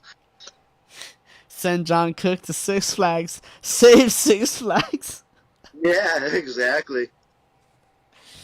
God, I just can't get over the fact that they use Spirit Halloween animatronics. That's crazy. Yeah, I mean, like, literally when I saw the video and it was like the same Sam animatronic that I had in my room, I'm like, what the hell? Why is this theme park doing the same shit I'm using? You know? So I was kind of excited too. I was like, okay, I'm gonna watch some of these videos to see how Six Flags is. And when I saw it, I'm like, what the hell is that? But I'm glad they did improve over the season though, because the more the season went, the more stuff I saw that was pretty much better. Yeah. Unfortunately, though, I'm not gonna get over the fact that they declined in quality Yeah, just a little bit. especially the year that they're talking like, oh, this is going to be extreme. I'm like, what? It's an extreme letdown. Yeah, an extreme letdown. Yeah, I was They're like, calling it like the Fire Fest of the haunt world and stuff. what really irritates me is that they're leaving X2 alone. They're not even trying to give it its soundtrack back and its Halloween overlay, which is Yeah, really, which is really awesome at Six Flags, because it's like one of the only rides that has a soundtrack, and you can yeah. manipulate it for the Halloween season. But then again, I think another thing is too, where a lot of the mazes that Six Flags had this year, like Trick or Treat and Stranger Things, Universal's done them in the past, and they did them really, really good. So to have something like Six Flags compete with Universal, it was kind of hard to see something like that. Like, okay, this was dope at Universal. Now it's kind of a letdown here. My question is, are they gonna bring the weekend to Six Flags? That'd be crazy. Imagine the weekend at That's our new Six name for Flags. host. It's going to be Weekend at Not Scary Farm. Oh no, no, horrible. Yeah. Um, speaking of, Yeah, no. speaking of which, I mean, the the growing concern trend of Universal actually doing better than Knott's, because we've been actually doing solid, like you said, our golden years were probably around the time we used our new logo, but we Mm. fell ever since. What do you think the growing concern is with these trending like parks and its competition? Uh, I don't know. It's just, like I said, it's hard to compete with, like, let's say, to have an original maze versus something everybody knows. Like, okay, you got Widows versus, like, Chucky. Everybody knows who Chucky is, so people who like Chucky are going to go there versus, coming to see something that's new. But at the same time, I personally would rather go see something that's original than something that I've seen a bunch of times. Right. So, but it would be nice to see if they could do an IP again. That would be interesting to see and have someone like John Cook or someone do it. Like, look at what they did for Saw at the Midsummer Scream this year when they did that maze. That came out amazing. With what was it? I forgot what the movie picture company was that they teamed up with, but God, that came out good. Excelente. I mean, I went through that maze several times, and that maze, it may be like maybe 2 or 3 rooms, probably about 4 or 5 rooms, and that maze got me. I mean, even for a little mini maze. So if John Cook can come to what's called Knott's and do an IP maze, I could see him doing one really good.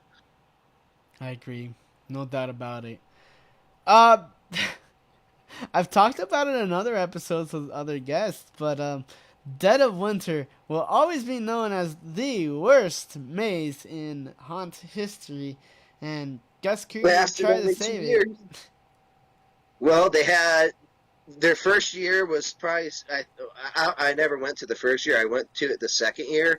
First year was so bad that they actually had to redesign the maze for the second year, and it was still so bad that they just gave up on it. Who Because designed that the was first version? the first version.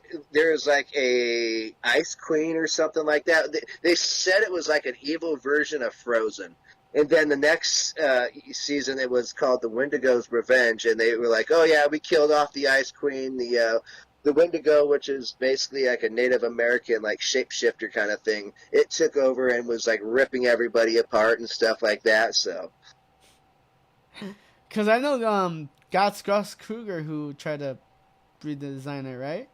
yeah, I think he redesigned it. Yeah, And then I forgot who designed it first. yeah, the original. Yeah, that's what I was about to ask who the original designer is. But yeah, that maze was. Oh my goodness, it was far from saving. Yeah, I remember going through it, and I'm like, it was interesting because all the mazes are dark, and you walk in this one, and all the lights are on, and it was cool because it had like AC on, so it was kind of cold in there and stuff. But yeah, I went through it like once or twice, and I'm like, I don't even like this one. Boo.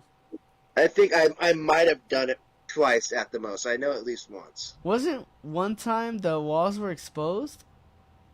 I think so. I think literally the walls were just white sheets that were covering everything. And then the next... I remember walking in. So the walkway was kind of like how Cinema Slasher and Dark Ride is, where you walk in, you take a left, and you walk down there. It was all these white sheets, and that was it. I'm like, why is there just white sheets hanging everywhere? Trash bags. Yeah, pretty much. It was weird. It looked kind of low budget for a Knott's maze. But it was different because they did go a different way where instead of going dark and scary, they went light and scary, so. Right.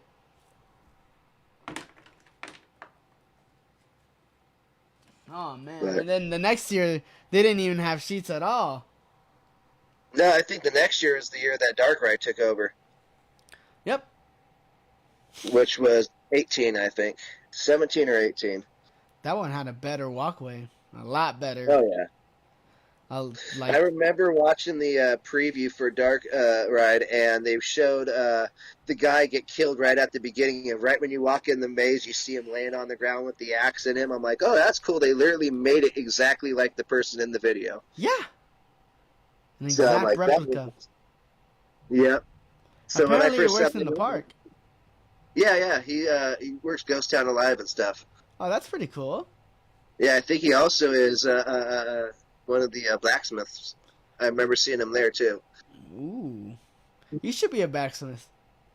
That would be a fun job. I'm not good at doing it, but that'll be a fun job to learn. Oh, come on. I know you're good at it. You have to be good at it. I was at Knott's last weekend with my buddy. He goes, dude, you need to be a cowboy like one of the train robbers. That'd be a good job for you. I'm like, yeah, that'd be pretty cool. Oh, it's called. Put your hands up. Oh, wait, hold on. I'm like, I would need to learn some more improv and stuff like that. I mean, I thought it'd be cool to do Ghost Town Alive one time, but seeing how hot it gets during the summer and having to wear all that stuff, I'm like, put your hands up. Knott's pop gun, yeah. You know the metal ones? Yeah, the old school good ones. Pew, pew, pew, pew. Nah. Put your hands up. No, I'm just kidding. But yeah, you should be a robber, man.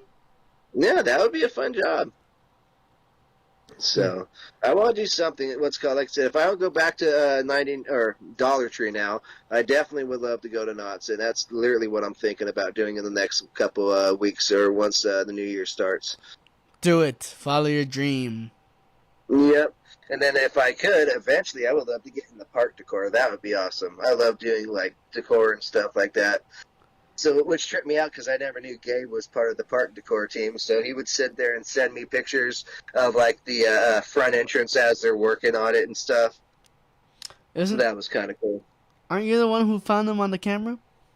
Yeah, I was randomly watching them and I screenshotted it because he posted a video that he was working on the tree. I go, hey, I didn't know I was sitting there watching you guys. And he goes, yeah, that's me down at the corner right there.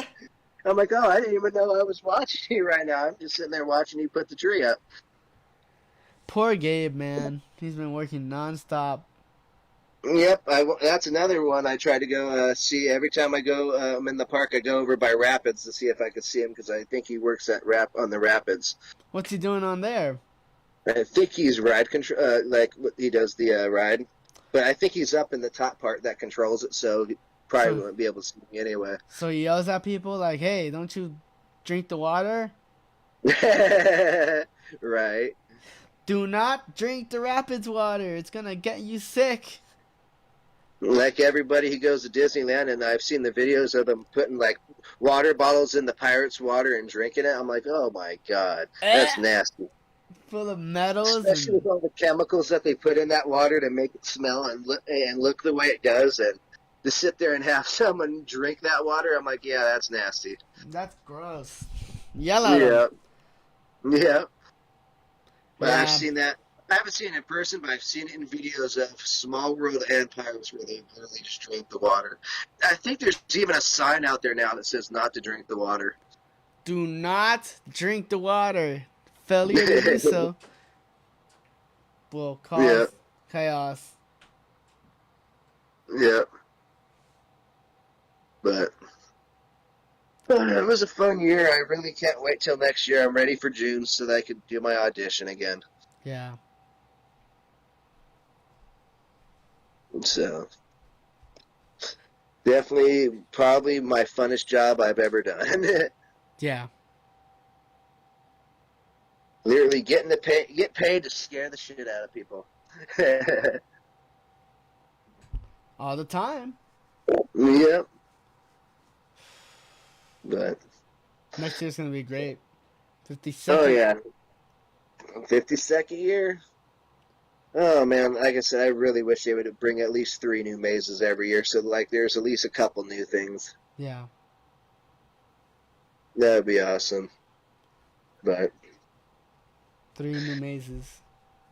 oh yeah, like I said, if they really do an IP maze, that would be awesome to finally see back at the park. But I hope it's something that they don't do all the time. At least, just to see if it could be done again, if they could do it properly. If not, then nah.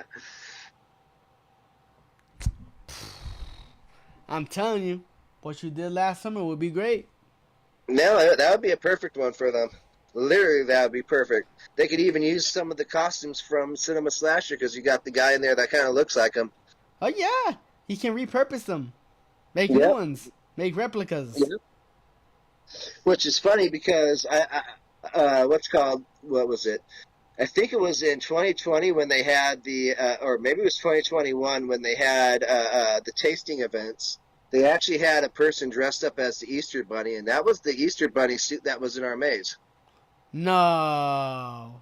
Yeah, because I'm What? like, I remember the what's it called, the little bib that they had on. I'm like, that when I saw it, I didn't catch on to it last year, but when I started working the maze, I'm going, wait a minute, that's the bunny outfit from Easter that they used. Right. So that was pretty interesting. Problem is, it doesn't have a scary face. No, but it did scare people because I've seen videos of that bunny getting them. So everyone who was in that bunny suit, God, that was a horrible costume, and I felt bad for them. But I've seen them actually scare some people with it. So because they think, oh, it's just one of the stuffed animals, it's fake, and then they move and get them, and it just, oh, that was funny.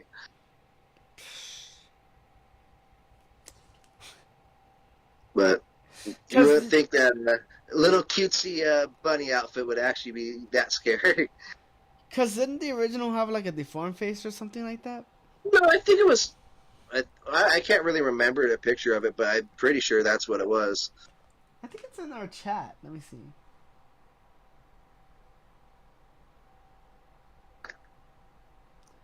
It should be in our chat.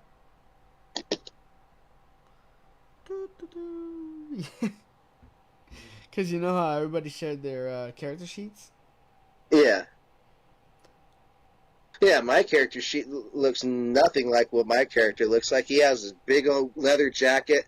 Here, let me see if I can even show you a picture of it. Let's see.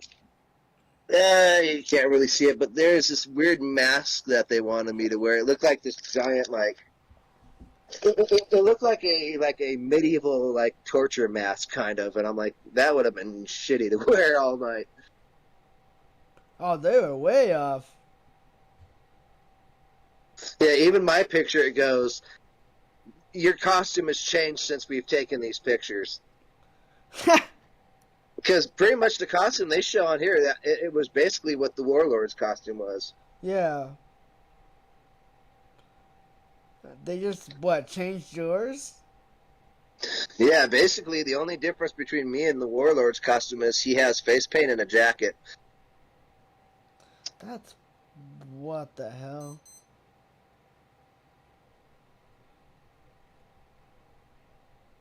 No, I don't think we have that. Ah, man. Yeah, we're nice to show you. But Terror Bunny. yep, the bunny was definitely a legend in the original one. That's what I've always heard of this set. That was one of the legendary characters in Carnivorous Clowns. Yeah, but unfortunately it's being taken over by Haunted Popcorn. Yeah, definitely. That Haunted Popcorn became the big. That and the Ghost Town Barrel were the two big things this year. The barrel! I remember that. They had I wanted keychains one. and... They were giving out what's called little light up barrels, and I wanted to get one, but I never saw anyone who was giving them out. Who would give them out? I don't know. I even saw people in our maze with them, and I asked them where they got it. They're like, yeah, that they got it. What's called when they were over by I think Cruise Nest or something. But yeah, someone in the park was going around handing out all year long. We're handing out little light up barrels because of the Ghost Town Barrel. Wow. Which you know where that's got to start from was because of the announcement of them. They had that giant barrel right in front of the screen where they were showing all the new mazes, so you couldn't see what it was without a barrel in the maze in front of it. Whoever was doing the filming of that screwed up big time. And what's funny is I was there live, and even then they were what's called that whole event was the whole announcement part just kept messing up the whole time. It was a fun event, but the announcement part just kept messing up. It started late, and then they started showing widows, and the screen went out and stuff like that. Wow. But, Go barrel! But yeah. unfortunately, the popcorn's taking the cake on this year. Oh, yeah. I don't know, just out of nowhere. It Second, just came out of nowhere. It was funny. I swear I saw the popcorn barrel last year in the maze, but I can't remember now. I do remember the movie projector, but I swear one night that popcorn barrel was in there. I mean, the popcorn thing was in there, and Yeah. it blew up big time. Everyone was trying to get pictures of them this year. Yeah, that was a scary-ass popcorn bucket. Yep, I've even seen some of the stickers and art that they've made of it. I'm like, I like it. Who would think that a giant popcorn bucket would be the one thing that went viral this year? I mean, now let's all go to the lobby. Yeah. So I said I would say right now my two favorite ones in the park would definitely be Cinema Slasher and Chambers, with Widows and Eight Finger Nine behind it. Yeah. Actually, it would have made more sense if it was still in the hollow. If that existed. Because that's what everybody was complaining about this year, that it didn't make really too much sense. Yep. So it was, if they didn't get rid of the hollow and bring the gauntlet back, that would have been a perfect spot for it. Imagine, though. Whew. Yeah. Wow. Like I'm telling you, Pumpkin Eater had a great facade. A great entrance to the maze, and so Peter, Pumpkin Eater. And that was always fun. And then so did Chilling Chambers, so I wouldn't doubt that Eight Fingers 9 would have, wow, just think about it. Yeah, I could totally see it fitting there. Because that was this year they had the weird way to enter through it. It was the exit of Dark Entity, so I'm like, okay, this is weird. Yeah, that was weird that you're entering the exit. That was like that year of Voodoo where the one year you'd walk in the front of the maze, and then the next year they switched it and you'd walk through the back of the maze and you would do it backwards. Because what's called the first year I went, you would walk in the house, and then the very last thing you would do was you go through the outdoor part, and then you'd walk out the side, which is where the entrance was, the depths. And then the next year they switched it, and that was the front of the maze, where you start at the back of the maze and walk your way through it backwards. Did that make sense? Yeah, I mean, it was weird, but I mean, I mean, at the time, I didn't really pay much attention, so I just thought it was weird that they switched it around. Right. But that was one of those mazes that I really liked, too. That was a really good maze. Which is, I ended up finding out that Papa worked on that maze, too. Genius. Yep. Delirium as well. Yep. He actually gave me a sheet. I don't think I Oh, can. okay. I don't think I can reveal it, but yeah, he gave me a really good, detailed storyline about the maze. So Okay. That's cool. you probably know about it, but you know. No, that's what's cool about Papa. He's like us. He's a fan too. So that's what was cool. Getting to work with people who love the event and are fans of the event. Agreed. But Are you gonna design any mazes? that would be cool if an event, what, 10 years or so from now, that would be kind of cool. Do it. I could see that happening. Don't hold back. Yeah. Make it a full-time job. Yeah. Being a full-time job, making people's nightmares come true. Exactly. That'd be awesome. Retire yourself early. Yep. That's why on the very last day I was asking Andrew, I'm like, can you show me how the puppet works? Because if I can never scare, I would love to be like, do the puppets or stuff like that. Yeah. Which I didn't realize how much went into that puppet of that pumpkin. Like, that thing was heavy. I didn't realize it was not going to be that heavy. You know what? I agree with you. So that was pretty cool to see how that works behind the scenes. Or something like that, right? Yeah. Yeah, that sounded just like it, too. Yeah. I miss being in that maze. Good times. Oh, yeah. Good people. Yep. Definitely one of the funnest times of my life. We haven't talked a lot about Clown Town, as I guess what they're calling it now, right? What? What do you think about that? What? Clown Town. What's that? Like they're gonna call Carnival that now. That's a weird name. I mean, Carnival fits it perfect. I love what they did this year with all the new costumes, where instead of it just being a bunch of generic clowns, each clown is something. That was pretty cool. Definitely. I ended up I probably spent, on both of my trips there, I probably spent maybe 2 hours in Carnival watching them. Because I just liked trying to get pictures of all the new costumes and stuff. Genius. Yep. I loved it. I mean, you had the baseball players, you had the what's called disco dancers, you had the photographer, you had the reporter, you had the what's called the news anchor. I mean, there's so many different new costumes this year. That was it was cool, and it was not even really announced too. They kind of just showed them off at the announcement, and then when opening day happened, it was like, yeah, we got all new costumes. Ooh. So that was kind of a surprise. A big surprise. Yep. Wow. Man, there is a lot that goes just into each year, and as we said, there's... Yeah, and if I never worked it, I never would have realized how much goes actually into each maze and each thing every year.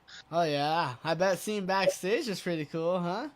Oh, yeah, getting to go into Warehouse P for the first time and just getting my first costume and all that, it was cool. I mean, it wasn't the best costume, like I said, it was just a button-up shirt, but still, like, getting to go back there and see everything and getting to see all the storage stuff, I mean, it was cool. Get to see people acting normal on their makeup. Yep. How you doing, Tom? I'm doing well, Matt. Jam. Which is funny to actually see people out of their makeup for the first time, like, oh, that's what you look like. Yeah, I'm just a human. You know, I work at Ross. Ross? Yeah. But you're a barbarian. Yeah, at night. Yeah, it's funny because everyone has a different job and you just don't know what to expect from what people do. And interesting stories, too. Yep, exactly. Wow. So. Is there any interesting backstage conversations you have with anyone, or?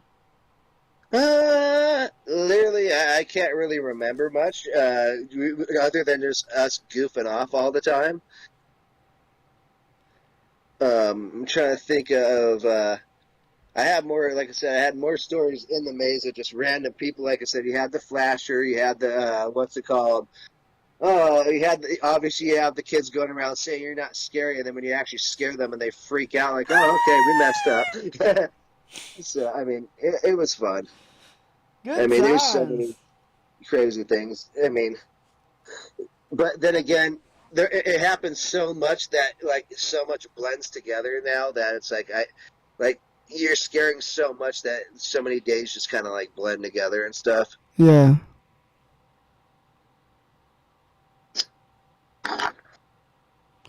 But Wow.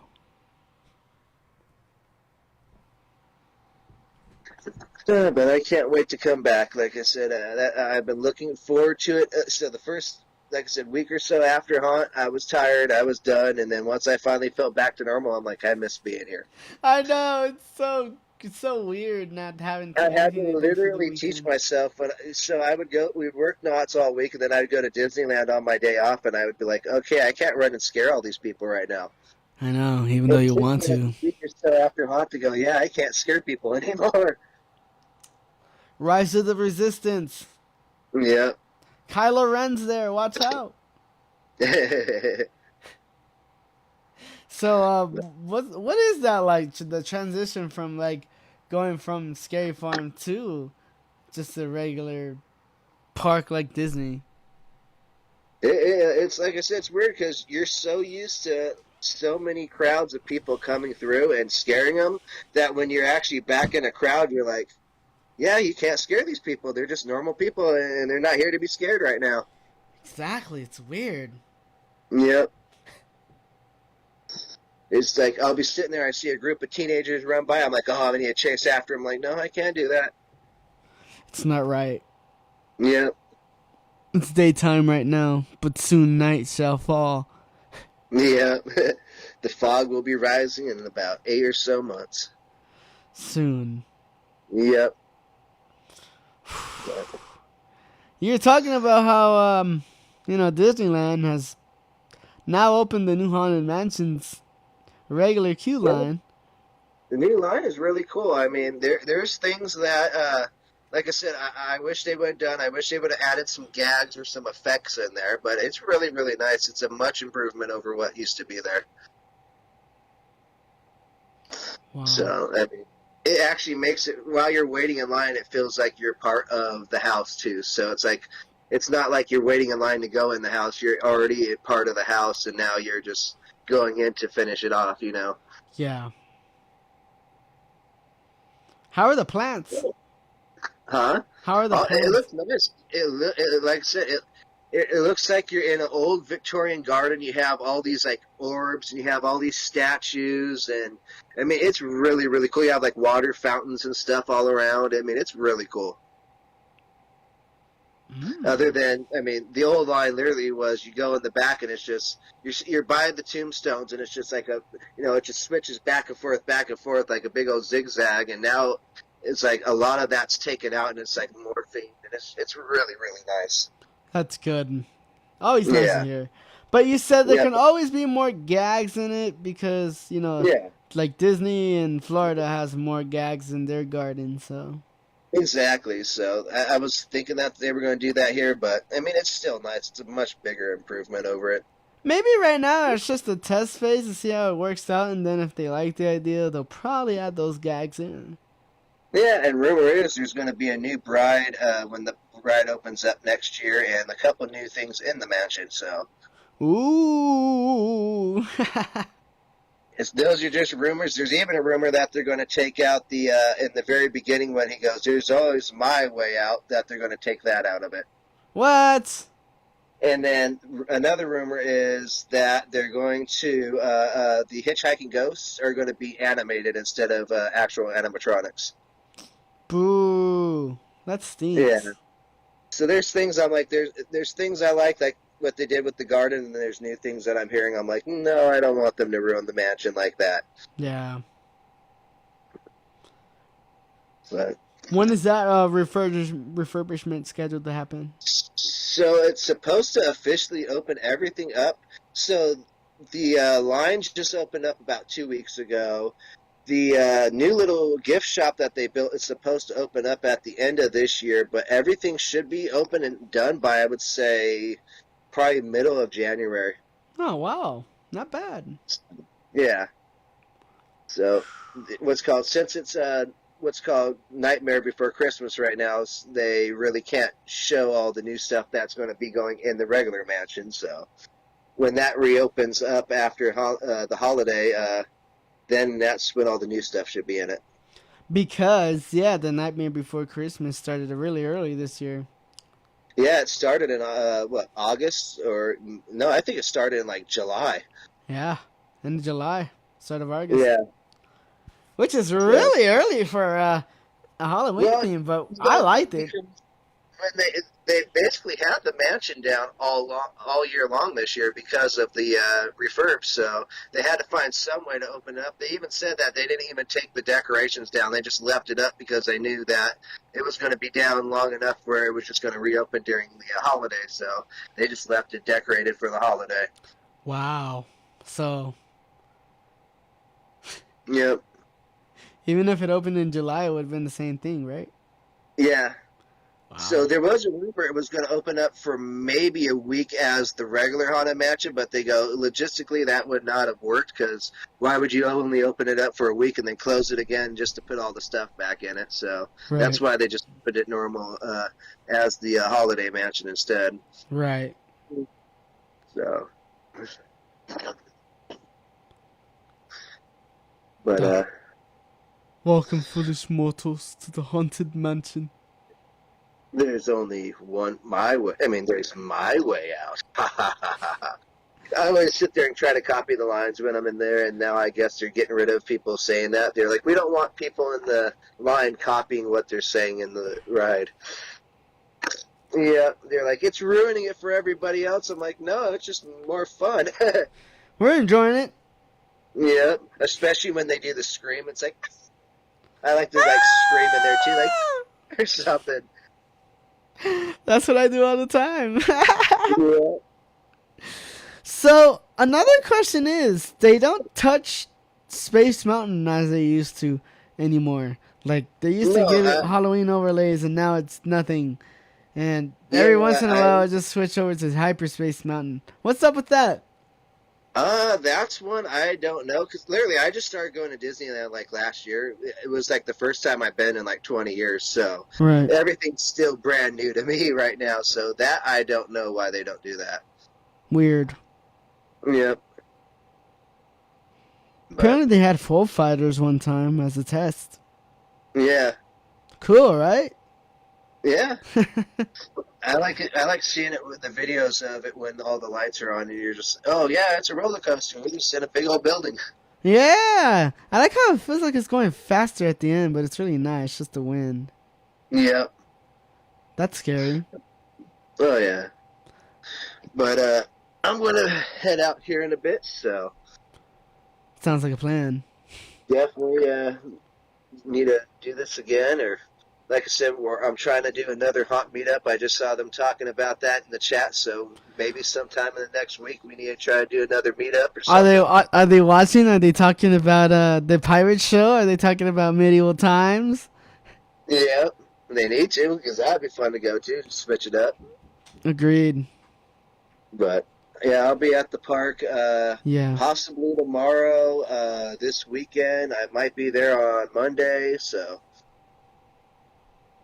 going around and trying to finish off all the Christmassy stuff they have before Christmas comes. Sounds great.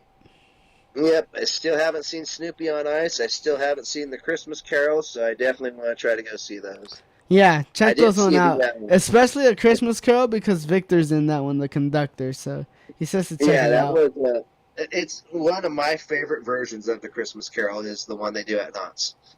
I'm going to cry. Yeah. So that's a tradition. I always try to see it at least once, and I'm sad that I haven't seen it so far this year. Which is weird, because normally they would have it during the week, but this year they only have it on Saturdays and Sundays. Yeah. So, which is another, scale But back due to their budget. but they should have it on Christmas, no? This year, or is it gonna be the same, more or less the same? No, it's the same this year. Last year they changed it up, and it's now it's a Calico Christmas Carol, so it takes place at Knott's now instead of like the regular Christmas Carol. Boo! Yeah, I like the original version better, but it's kind of cool to see. Instead of Scrooge being what he normally does, he now is the head of the Calico Railroad and stuff like that. Yeah. So it's definitely a fun show. Well, alrighty then. This is gonna end this episode. If we might get a part 2, who knows? But anyways, yeah, this is. And hopefully I'll see you deep within the sewers of the chilling chambers underground next year. Ooh. Alrighty then. I'm gonna hop off. Definitely want to come back. Gonna hop off here, but it was wonderful seeing you. Yep. I'm gonna end the stream here. Gonna, make my friend here log off, and I'll see everyone next time for the next episode. Yep. On the 21st, probably. So hold on tight, because we got an evil bunny coming. But until then, we're taking off. All right, everybody. Sounds good. Good night.